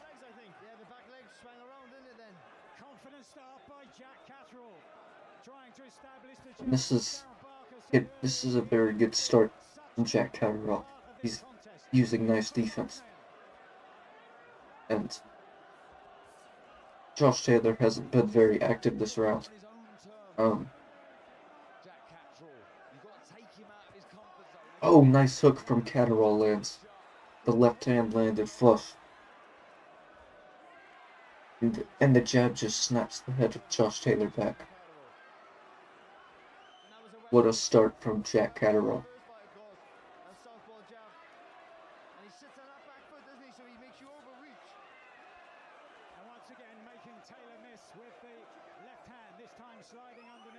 Jack Catterall with great head movement, great defense.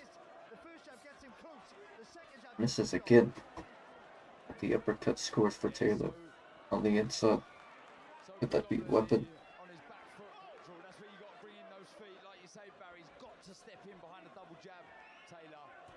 Taylor fires to the body.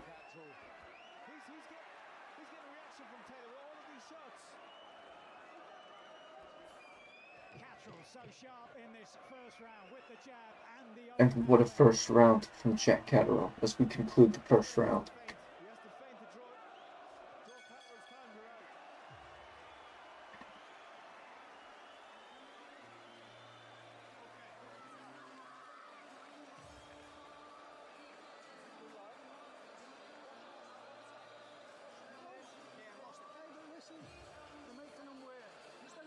Off now and again, some walking in. Your jab's coming off fine. He's there. He's not doing nothing different, Josh. Okay? But you've got to move and hit side to side as you're coming. You can't squeeze him and start the attack too far out. Do you understand me? What did you guys think the first round? I think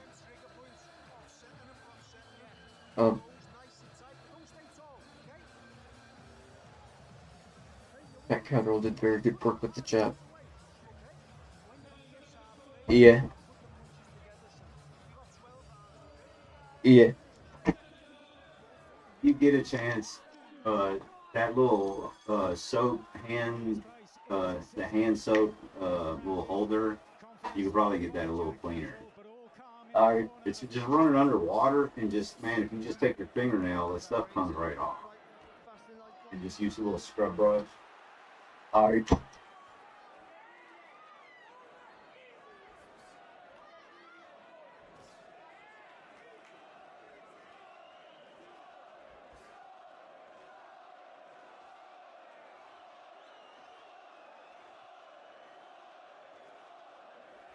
Round two now.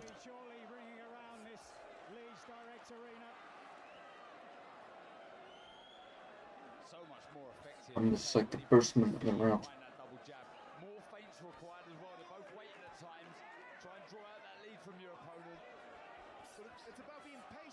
Taylor with a good hook.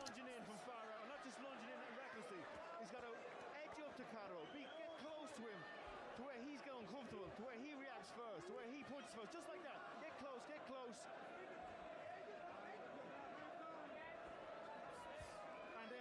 Josh Taylor fires off the duck jab. You need a wrench. Come check it out.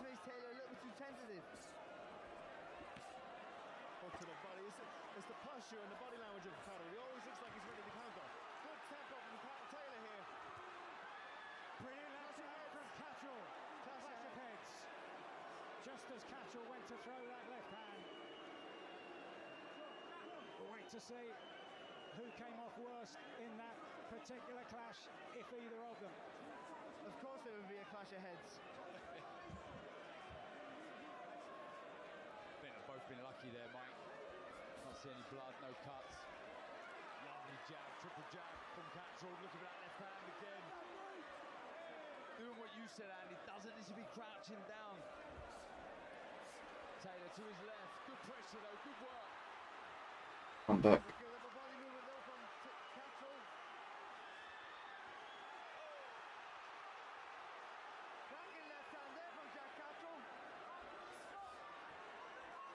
I've missed. Finding the range with that backhand. Just over 40 seconds to go in the second round. The more eye-catching, significant punching seems to have been coming so far from Catterall. He looks the heavier handed of the two. Josh Taylor just standing in front of Catterall on the ropes. Trying to pump the jab. He's such a clever fighter, Catterall. He attacks when you're least ready. Good overcut to the body.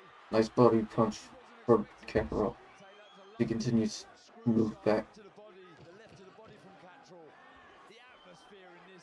Josh Taylor throws a wild hook and misses. And that's a good feud. That's the end of round number 2. Mike, we saw me and Barry before the fight even started. There's an issue with Josh Taylor's boots. I'm not sure if they're not supporting the ankle, but it seems like it's affecting him, especially on his left boot or his left ankle. He's rolled it a couple of times. He's been caught for punches. It looks like he's hurt, he's wobbled. But you can see at the end of that round. There's something going on with him. Switch and keep drawing him. He's showing him his sense with the left hand side. That was good. They were so lucky not to come away with some sort of cut or swelling from that. But look at this again. They're showing some highlights, some nice shots landed from Josh Taylor. But his Catterall seems to be quicker off the mat. Just a little bit sharper in that second round. Keep the exit good for me. Don't stay high and tall on the way out, okay? Beautiful, Josh. Get the framing. After the attack, don't switch up. Switch an angle. Up, touch, get out quick. Keep him high, still there. Round 3 now. The schedule 12. So into the third round, this fascinating clash of southpaws, and again, It seems as if there's a head clash. after a clash of the heads. Oh, there's been a clear limp there over the right eye on the temple there of Josh Taylor.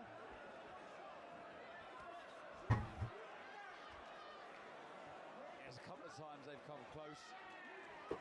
Two real big Pump the jab here in round number 3. both jumping in with that lead hand. Got to be careful. Taylor fires to the body. Doesn't quite find the mark. Josh Taylor. They both connect there. And Ali in the corner, very happy with the work so far. Catterall very sharp.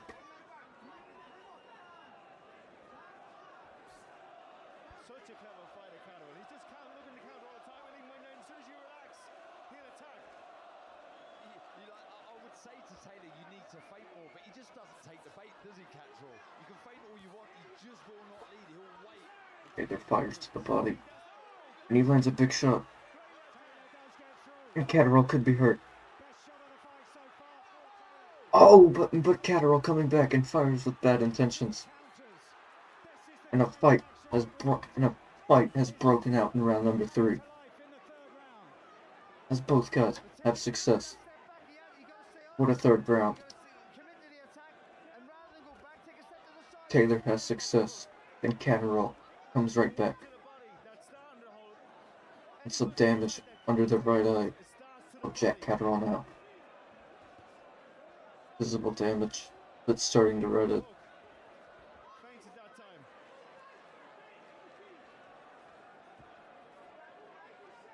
We're all continuing to pump the jab That's one of his best weapons. We saw that in the first round and overall in the first fight. Catterall waiting for Taylor to make the mistake. A minute to go. Josh Taylor has him tangled up in the clinch. Lots and lots of pressure. Finding the range with that left hand as well now, Taylor. Oh, what a nice overhand. Just shy of the target from Catterall. Has to be disciplined with this intensity, Taylor. Has to be disciplined with Catterall pumps out the 1-2. They're going to be nicking that space early with that front foot, Taylor. Keep nicking that space.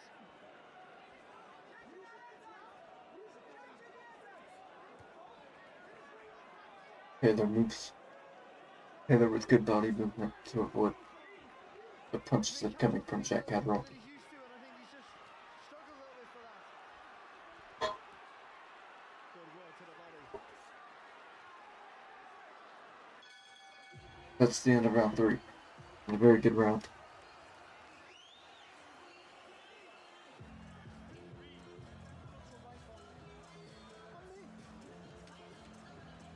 Fantastic, Josh Taylor.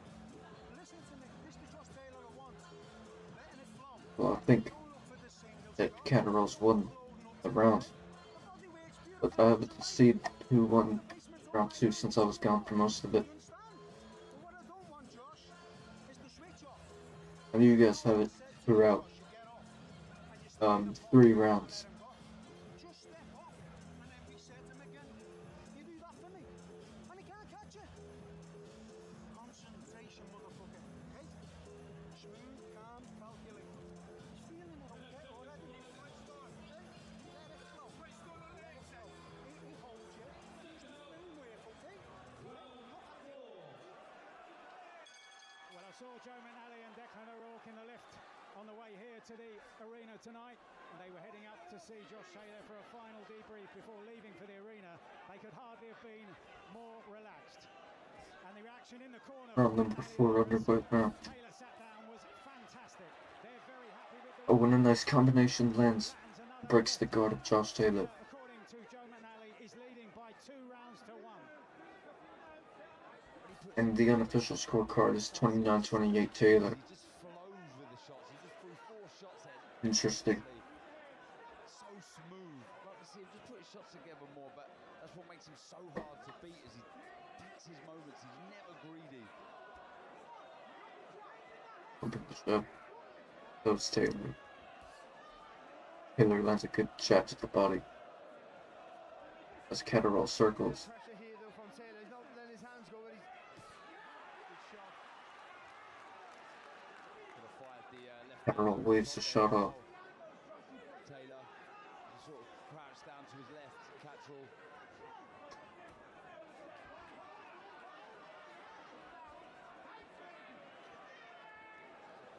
Taylor just moving away from Catterall. He circles. The jab just stays in Taylor's face. At the start of the round.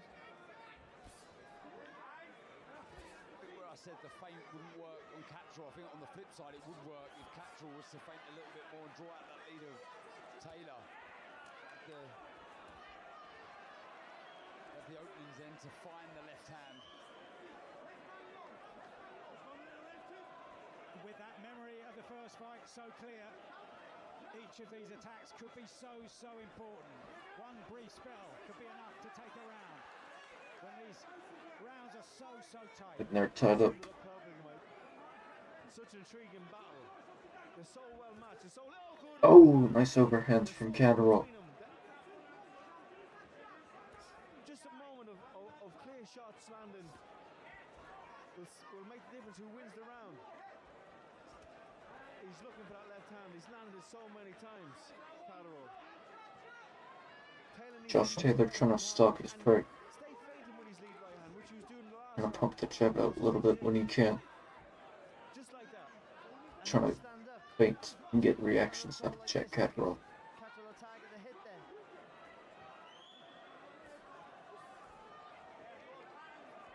Got a bit of a rhythm here, hasn't he, Catterall? smooth, relaxed. Talk about the feint, a bit feint with Oh, a nice combination from Catterall. this is good work from Catterall. Put them together nice. Oh, and a nice combination. As we only have 10 seconds left, and that's the end of the round. And a nice combination at the end of the round. Catterall responds. Relaxing your shoulders, son. All about recovery. Oh, what a brilliant fight, but it was a good rhythm and a groove that Catterall got into. 40-36. He needed that. It was a good round previous from Taylor, but So I think that the shots together, so relaxed, so accurate, so smooth in his rhythm. That lead hand, so impressive. European middleweight both action. guys Birmingham, June the 22nd. Lewis Crocker against Conor Walker also on the bill. And this one could be fight of the year. Juan Francisco Estrada and Bam Rodriguez for the WBC. next round is underway. On the zone, Saturday, June the 29th. At number 5. Here we go. That one, just like this, eagerly awaited. Good round for Catterall in the fourth now. Seems like Josh Owen Taylor. Catterall is coming out with bad intentions as he throws for the fences. Start to the round. Catterall continues in the same vein. He's pumping the jab. He landed a big left hook on Taylor. Taylor landing a jab. Where's Taylor's defense? He's not picking one, he's not blocking one, he's not slipping one. And every time he steps forward, Catterall just throws that left hand over the top. He needs to get back to what he was doing well in last round, edging close to him, feinting, using the right hook. Very hard to hit Catterall with the left hand because he's so like that. Puts his shoulder Nice uppercut from Taylor. He's got to go with the right hook, Taylor. He pushes Catterall up a little. The most noise at this stage, a minute gone in round 5. He's got an option here. He either steps on the outside, looks for that left hand, but then right now he's got to try and slip inside. Oh, and Right left combination. And Taylor noticeably backs off now. his combinations. As Catterall backs up Taylor. And there's damage under the eye of Josh Taylor now. From the man who was so unlucky last time out. Halfway through. And excuse me, but the zone commentators are kind of lazy Catterall right now. Because you know what's happened, you know the history. You might felt you won't They're just like actually just lazy. Jack Catterall right now. and you've seen the energy drain from Taylor, haven't you? So you've got that's the ignition to go for it. Taylor lands a nice right though. Flush. Yeah, he's trying, landed a good body shot, good left hand. Nice, a good right hand lands for Josh Taylor. And the body work. Let's see it from Josh Taylor. And we shouldn't be Oh, and another nice whip from Josh Taylor. in his career so far. But he knows that this will be one of the nights that he's remembered for good or for bad. Yeah, it's a good response, but I do feel he's got to keep that right hand up. You just feel any minute he's going to walk onto another left hand of Catterall. And it seems like It's the right hook. Jack Catterall doing very well. He's got to throw more and double Just like the first fight. Can he get his revenge? We'll see. We approach the conclusion of round number 5.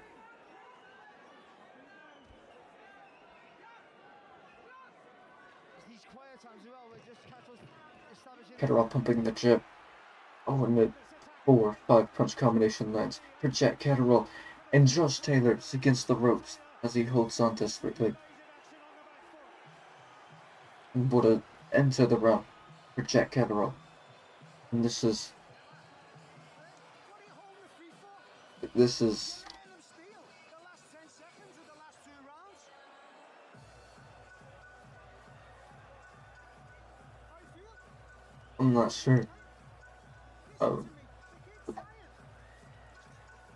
Josh Taylor is in real trouble, and he's gonna need something big, it seems. We head into round 6 as glimpses from the first fight. Now coming up.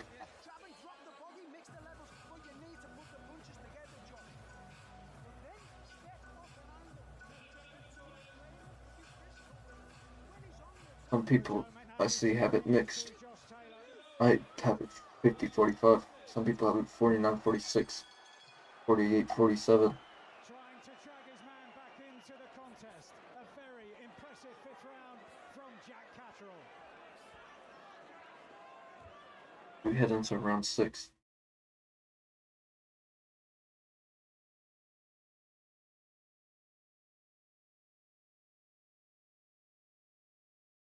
Highest level. The acceleration in those punches all of a sudden was fantastic there from Catterall. There was a little gap and he exploited it. See the damage as well that left hand's doing to the right eye of Taylor. Start to swell now. Nice jab. Nice double triple jab from Josh Taylor. Now as he backs up Jack Catterall. It seems like overall Catterall is getting the better of Josh Taylor now. Josh Taylor now having some success as we head into round 6. And there was a big question about the legs of Josh Taylor. How will they withhold? It seems like the legs are kind of going as of now. As we knew, if it was a brutal weight cut, like the first Catterall fight or the Teofimo Lopez fight, it could be a bad night for Josh if we go later into this fight, in which it looks like we will. But Josh Taylor's having some success in this round.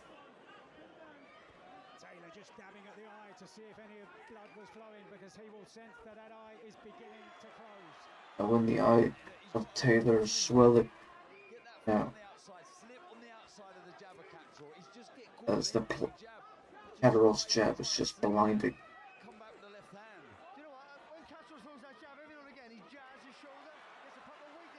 But when a brilliant combination from Catterall.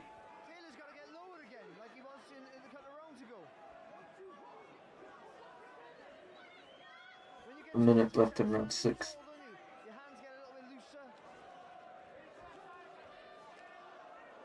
Well, it seems like early in the round Josh Taylor had some momentum. He was able to do some good work, but Jack Catterall has taken it back. But when he lands a nice 1-2 combination on Josh Taylor. Body work now. Successful for him in this first half of the fight, coming towards the last few seconds of round 6. Variation, head, body, really good work. And Jack Catterall, I mean, he's a very good boxer. We've seen this time and time again. He's a very good boxer. If one of the questions were how would he box knowing that this is a grudge match? Well, so far he's doing a very, very good job. And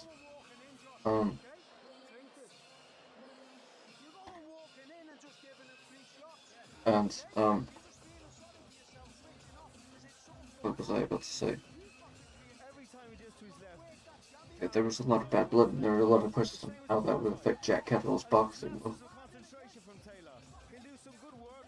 his boxing has been on point tonight, and Jack Catterall, he's a natural boxer. He's loose, he's moving his head. But as what kind of, I don't know what it'd do, but what if Josh Taylor tries to take a more defensive approach now? And Jack Catterall has to be the aggressor and push him back. It might sound dumb, but what if? Because Jack Catterall can do this all day. Nice hook from Josh Taylor. There's been glimpses of success for Taylor, but overall, Catterall seems like the much better fighter tonight. And as I was saying in my prediction video,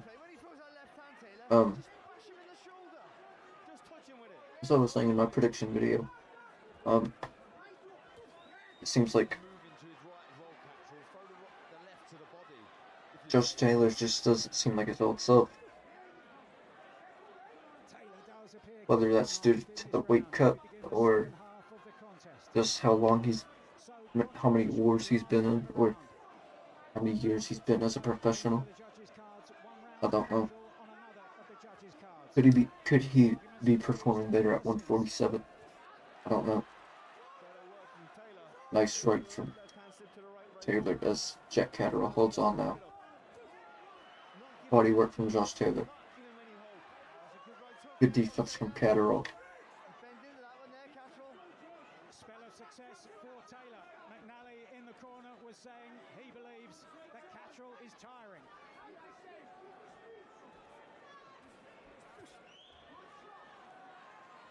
And this is measured, it's not reckless, sorry Boris, this is measured attacks from Taylor.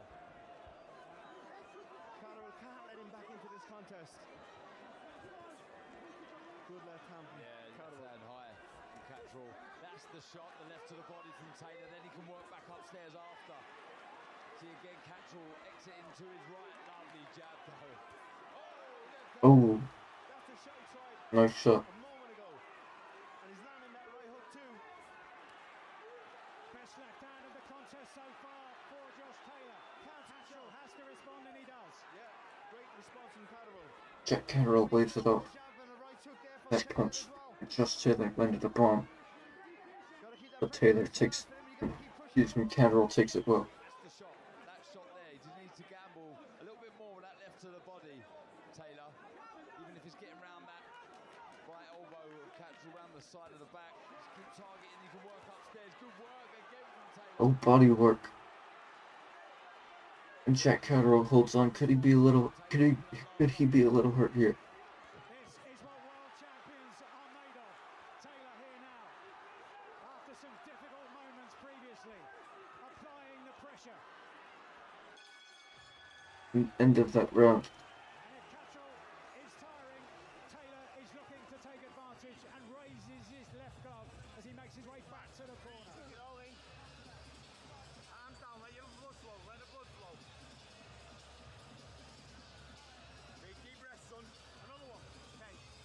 Remember the shield work we were doing? Yeah? That's how it's got to be.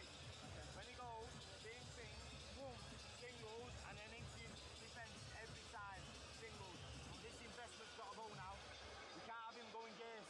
Okay? I don't mind you. And this is the response you need from a former undisputed champion in Josh Taylor. He lost a few rounds on a spin, I felt, and he needed a really big turnaround, and he got it. Catterall started faster, Taylor got his rhythm, stayed nice and low. Once he landed that big left hand there, started landing the lovely some right hooks, and just maintained the pressure there on Jack Catterall, who did actually Could have been a Josh Taylor round, look a little bit tired. but I feel like just overall, Jack Catterall had the better moments in that round. Solidly, and Catterall responding as soon as he took a left hand with a carbon copy of the shot into round 8.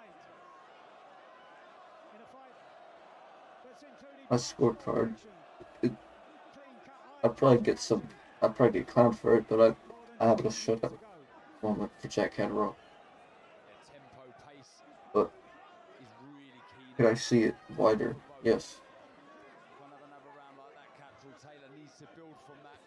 Keep working, keep being busy. Jack Catterall digs to the body. Can't be reckless. Catterall neglected that jab of his shot that's been so useful to him in that last round. Got to be busy with it. Catterall took a huge lungful of breath as he broke away. Jack Catterall lands. Exchange. Here's accommodations, and then Catterall fires right back. When it was high paced, high intensity, and danger around it. That's when he was good. No one wants to be there, but he needs to put himself there to be a bit more effective. Similar pattern to this when you look back at the fight with Regis Prograis. Prograis had a lot of success early in the fight, but Taylor's fitness and grit and determination just took over the second half. Taylor shoots for a body shot. The battle of the Southpaws, as we've got here again tonight. Nice left hand lands for Josh Taylor as Jack Catterall holds on. He needs a response of his own here. Jack Catterall, good shot.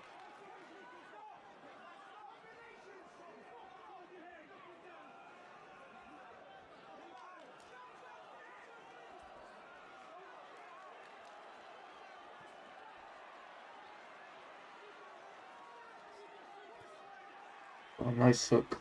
Lands for Josh Taylor, not flush though. Nice defense and hook movement from Jack Catterall.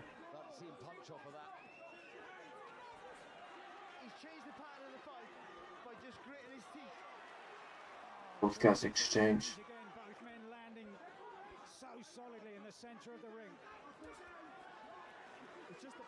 Oh, they exchange once more. Taylor, I think, able to get the better of it though. Right across the face of Catterall. Goes back with a couple of jabs, but has to start picking up his counters again. Good footwork there from Taylor. Nice footwork and a jab lands for Josh Taylor. Catterall fires up a combination. Good jab there from Catterall before Taylor responded. Terrific clipping left uppercut from Josh Taylor, and just like last week, we've got the ebb and the flow. Both men enjoying separate spells on top. And that's the end of the round.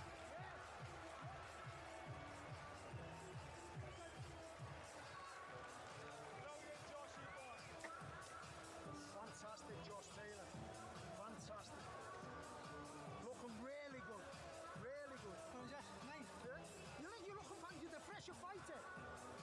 You're fit as a fiddle. You can do this all night long. Okay? Yeah. He's not throwing combinations, he's throwing single shots. Keep working your jab, don't go walking in. Feint, trigger points, I want to see good IQ. You give me good IQ. Feint and drop and get off, but listen to me. I've told you all night, don't stay there after the attack. Yeah. Pick the feet up, change the angle, come on him again. You're not sure, son. Step off, reset him, then come back. Okay? Come on, put the punches together. You're nailing them with everything. Put them together, stay low, clean up. Some great action in that round. That was a fantastic round, it really was. Very quickly then, 8 rounds in. I'm looking at some scorecards that some people have and some people have it very closely. From his good earlier work, but Taylor is closing in. And when this fight gets close, there's a big question behind it. We saw it seemed like it was wide for Jack Catterall last time around, but they gave it to Josh Taylor. This fight gets close, who will they edge it to? Because this is a matchroom show, co-promoted by Top Rank, but the primary promoter is Matchroom. And Jack Catterall finds a combination. Josh Taylor could be hurt here in the ninth. And just as we talk about an impressive round for Josh Taylor, so Catterall responds at the beginning of the ninth. Just like to see Catterall do that more often. Triple up the jab, then throw the left and go again. Just a bit busier with the work. When he does let his hands go, it's a joy to watch. Nice body shot from Josh Taylor. But he's a man who's boxed at his own pace his whole career, so he has to, I think he has to time his combinations. Oh. A glitch, and the referee breaks them.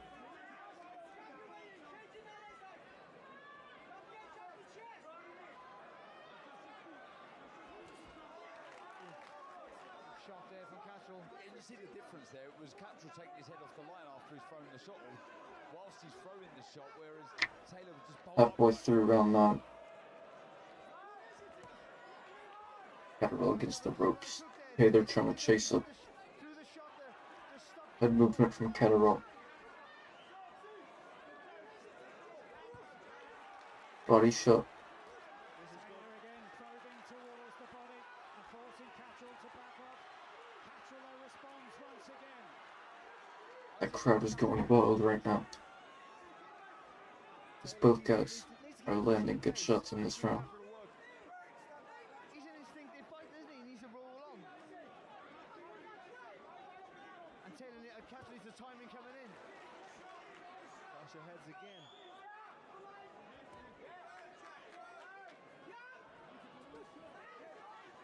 Half a minute to go in round 9, and this developing now into a test of grit and resolve and determination. Nice hook from Josh Taylor. In their career so far, Oh, big shot from Josh Taylor. we'll have to find it all again. It's big finishes at the end of the round, which could nick the round. Finishing this one strong. Josh Taylor lands about 1 or 2 more punches, and I think he could. Oh! But a big combination in return for Jack Catterall. Taylor happy with his work as he heads back to his corner.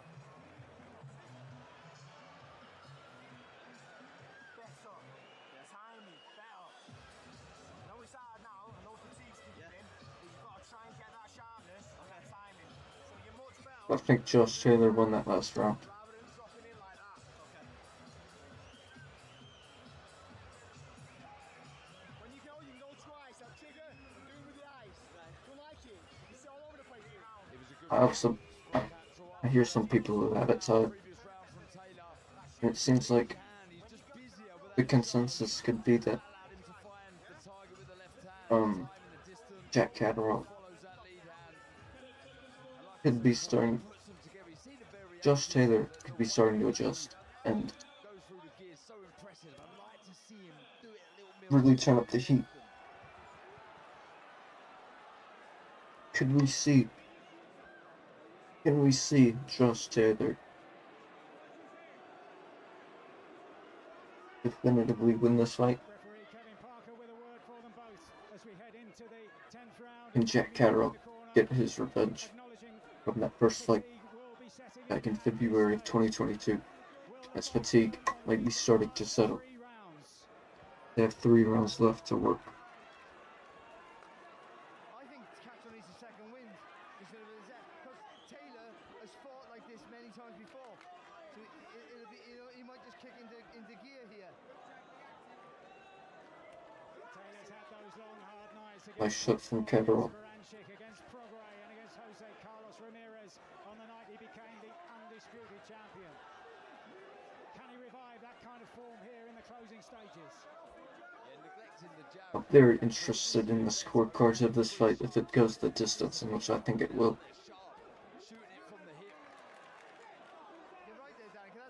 Nice body work from Josh Taylor.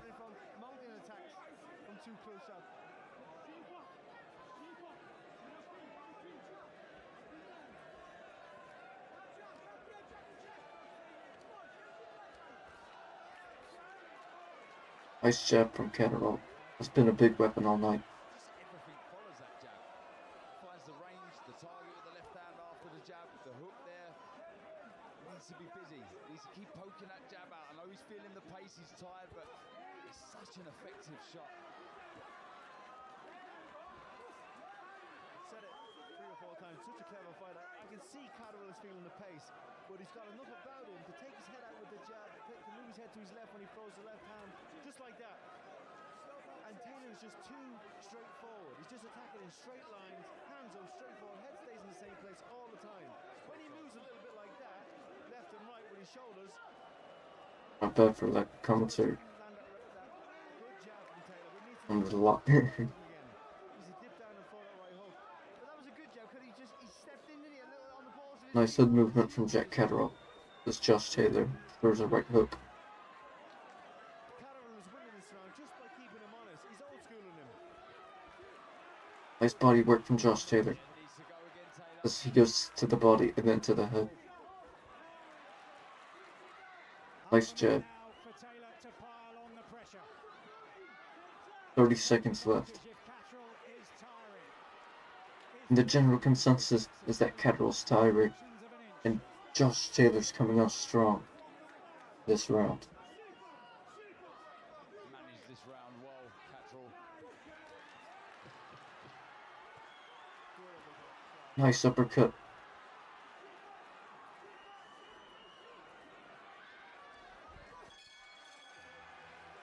And that's the end of the round. Because even that round there, you're thinking, well, Catterall was doing really good work, but then he's running and Taylor's pushing the pace. Fantastic. And that's what you get. Have a spit. Deep breaths. Listen to me. He's absolutely needs you to keep that threshold. He's pushing the shots. Keep it nice and tight, moving ahead, wake the jab and stay with him. Okay? I want the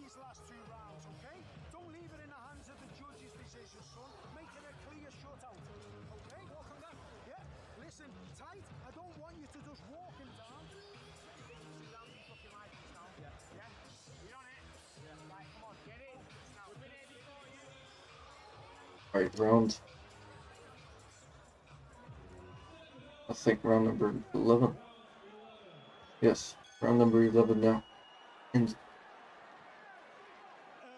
Josh Taylor, seemingly now he's taking over the fight.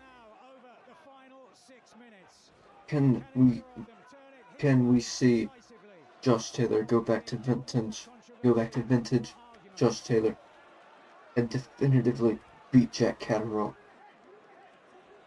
As we have 2 rounds left. It's really anyone's fight, it seems like. Keep throwing that left to the body, the jab to the body, keep the tempo high, keep working and changing the levels. Good work, lovely work from Oh, nice inside work for Josh Taylor. And as Taylor's gonna work on the inside with the tiring Jack Catterall, it could really help him out and benefit him here, the 11th.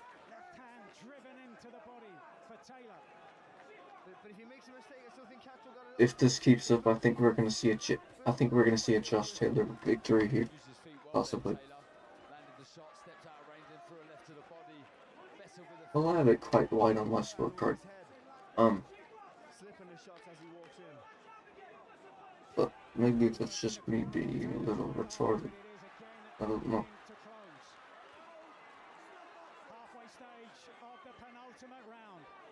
Castrol's got to be a bit more proactive here. Yeah. Been a good round this for Taylor. Round 11. Seems like it's been a very good round for Josh Taylor.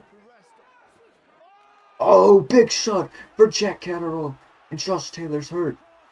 Josh Taylor is hurt.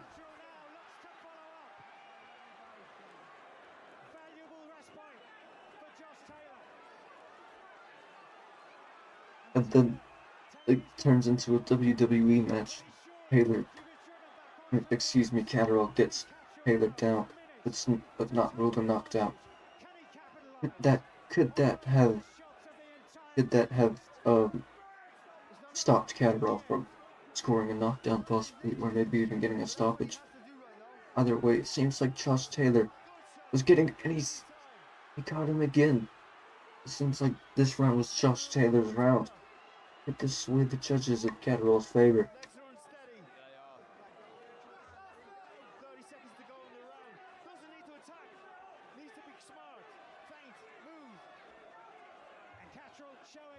Lots of drama, as it seems like that was Josh Taylor's round.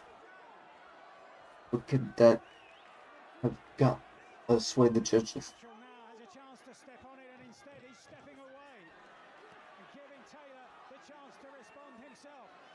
If I was Catterall, I would be trying to pour it all Taylor after that and try to definitively win the round. Because you could give that round to Josh Taylor.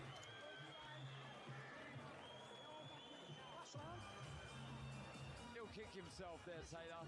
I mean, he was doing well in that round. He really was, and he's just walked onto an absolute peach of a left hand. But look at this tangling up here might have saved him. Sorry, and I know you're going to say the same thing. You took the words out of my mouth, Barry. Right, as we're watching this, right, a round to go. How have we got it? Andy? Oh, I can't call it. I think it's an even fight. I think whoever wins this round got a good shout at winning the fight. I think Taylor might be ahead. I know Catterall's done more to clean the work, but he's forced the action. What a fight this has been, ladies and gentlemen. We head into the 12th and final round, but Josh Taylor is having a good round 11, but then Catterall lands a bomb and hurts Josh Taylor. Round 12, here we go.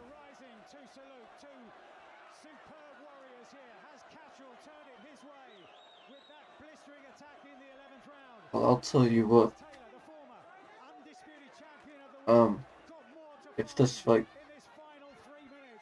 was still in February of 2022, I think Josh Taylor would still win. And that's for sure. So we'll see.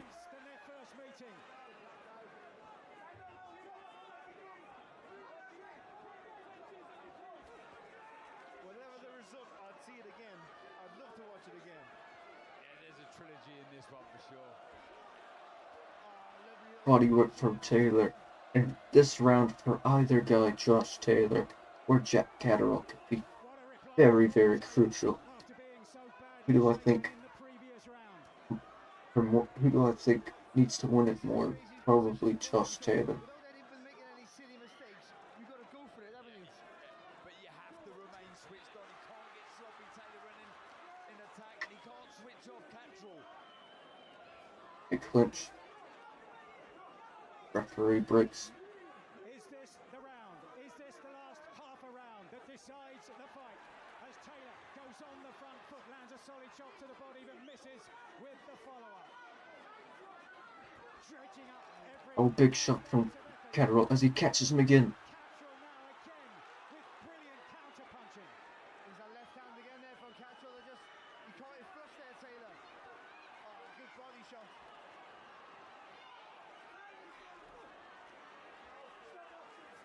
And I think this round could really be the deciding factor of who wins this fight. Response to that eye-catching combination from I do think Jack Catterall's up right now.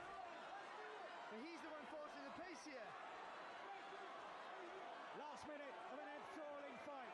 Two tired men. Still firing. This last minute's going to be crucial for Josh Taylor Is at stake here tonight. because he's smothering and he's doing a good job in this last minute. Catterall fires right back. Again, that acceleration of pace that he has to burst into life might just be the difference, you know. Taylor Last 30 seconds. as he's done and tried to do for so much of the contest, and then digs into the body. And again, Catterall replies with the counter punches. That's been the pattern of the fight throughout. One man on top, then the other responds all the way to the final bell. And a crescendo. Last 10 seconds and they are trading. Knight in leads all the way. And that'll do it. Jack Catterall and Josh Taylor go the distance. Raises his arm.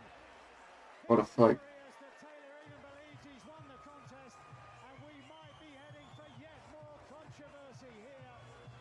The two men held aloft after 12 grueling rounds, much, much harder than first time around. And which way will it go? What a fight, what an atmosphere. It ebbed it My from scorecard is 116-112 for Jack Catterall.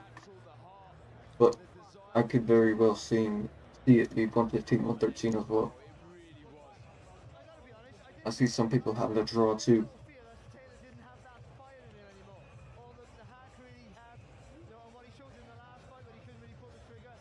But he showed it tonight. I'm not sure if it was Yeah, my scoring is very on point. He showed the fire, but he might not have showed the craft or the cleverness, which Catterall has plenty. And well, this is probably gonna go on YouTube as my live reaction. The left hand's leaning to his right. I'm gonna screen record later. Listen, it's a very, I don't know, I can't call it, but I'm leaning towards Catterall. That's what's my feeling. And I How he feel finished the fight. the more eye-catching moments were for Catterall in that. The big They're moments. just playing the highlights now. Taylor Hart, But this was a great fight. pivotal in Seems like Jack Catterall had a very strong start. jab as well. But look at that, he took It seemed like the late rounds, so many times. Josh Taylor started to take over. But Jack Catterall landed that great punch in round 11. It was great. The crowd were fantastic. That really hurt Josh Taylor. And that was very important, wasn't it? And the fight still had to deliver at the end of And the day. it seems like he was winning the round too. I mean, 10 times better. But a big shot hurts And they both showed different Taylor, things they and gave. I think Catterall jumped on him. than he was in the And I think he probably won that round. more than he did I think round 12 was very close. But I feel like Josh Taylor just squeezed it out. We reveal this that we want to see the trilogy. They're talking about a trilogy on the commentary. Could that be an option? A trilogy match between Taylor and Catterall? Would anybody be interested in seeing that? Leave me that in your comments below. But this was a very good fight. It seems like in the 11th round, yeah, Josh Taylor is very hurt. But I'm very interested to see how they're going to score this. My full review video of this fight will be out today or tomorrow morning, but scorecards being read now. It's going to be very interesting, guys. We go to the judges' scorecards. Seems like it's a split. Both score the bout 117, 111. 117, 111. Lee Every, 116, 113. Oh, it's a unanimous. For your winner, They're going to give it to Catterall. unanimous decision, Jack Catterall has won. Jack Catterall has beaten Josh Taylor. I didn't expect them to have it 117, 111. I was very interested to see how they were going to score this, because this is a matchroom show instead of a top rank show, so there would probably be a little bit of bias in Jack Catterall, but the question poses, do we see a trilogy matchup? Because Taylor's officially won one. Officially won 1-2. With his reputation greatly enhanced. What a night. Yeah, the right man won. It was a close fight, don't get me wrong, quite wide of two of the cards there, but yeah, I feel I think probably the right man won. there's a trilogy there, 100%. Rounds that are very, very close. You can just give them all to one fight. You can have a wild score. I thought Jack went by a couple That was a very good fight. assessment, but Very, very good fight. there's swing rounds, aren't there? Yeah. Taylor will feel. He won't feel. I don't know. Wow. He probably feel as much, but he was forcing the pace, but the big, Well, heavy, clean shots. And Josh the Taylor skill and ring generalship came from. drops to 19-2 Great performance for him. and could arguably have lost his last 3 fights. As I said, I would like What's to next for both of these guys? I'm not sure. So many of the close Well, I know what's next for Jack Catterall, but I'm not sure about Josh Taylor. Jamie Ward up in the ring. I think probably the best move is to move up to 47. Congratulations. You said tonight But you would rewrite the script. A script that you felt should have had a fairy tale ending for yourself over 2 years ago. I think about it. This incredible arena. And Um, tell the world what this victory over Josh Taylor. Thank you everyone for tuning in. Emotions of this win mean to you.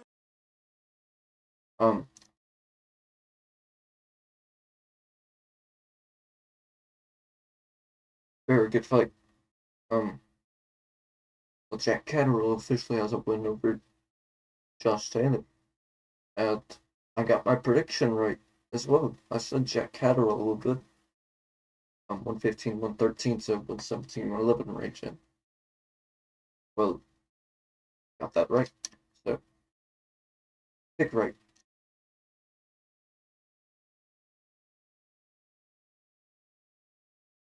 Well, thank you all for tuning in to this stream. But how long have we been on here for? 2 hours 35. But thank you all for tuning in. And I'm out. See you guys.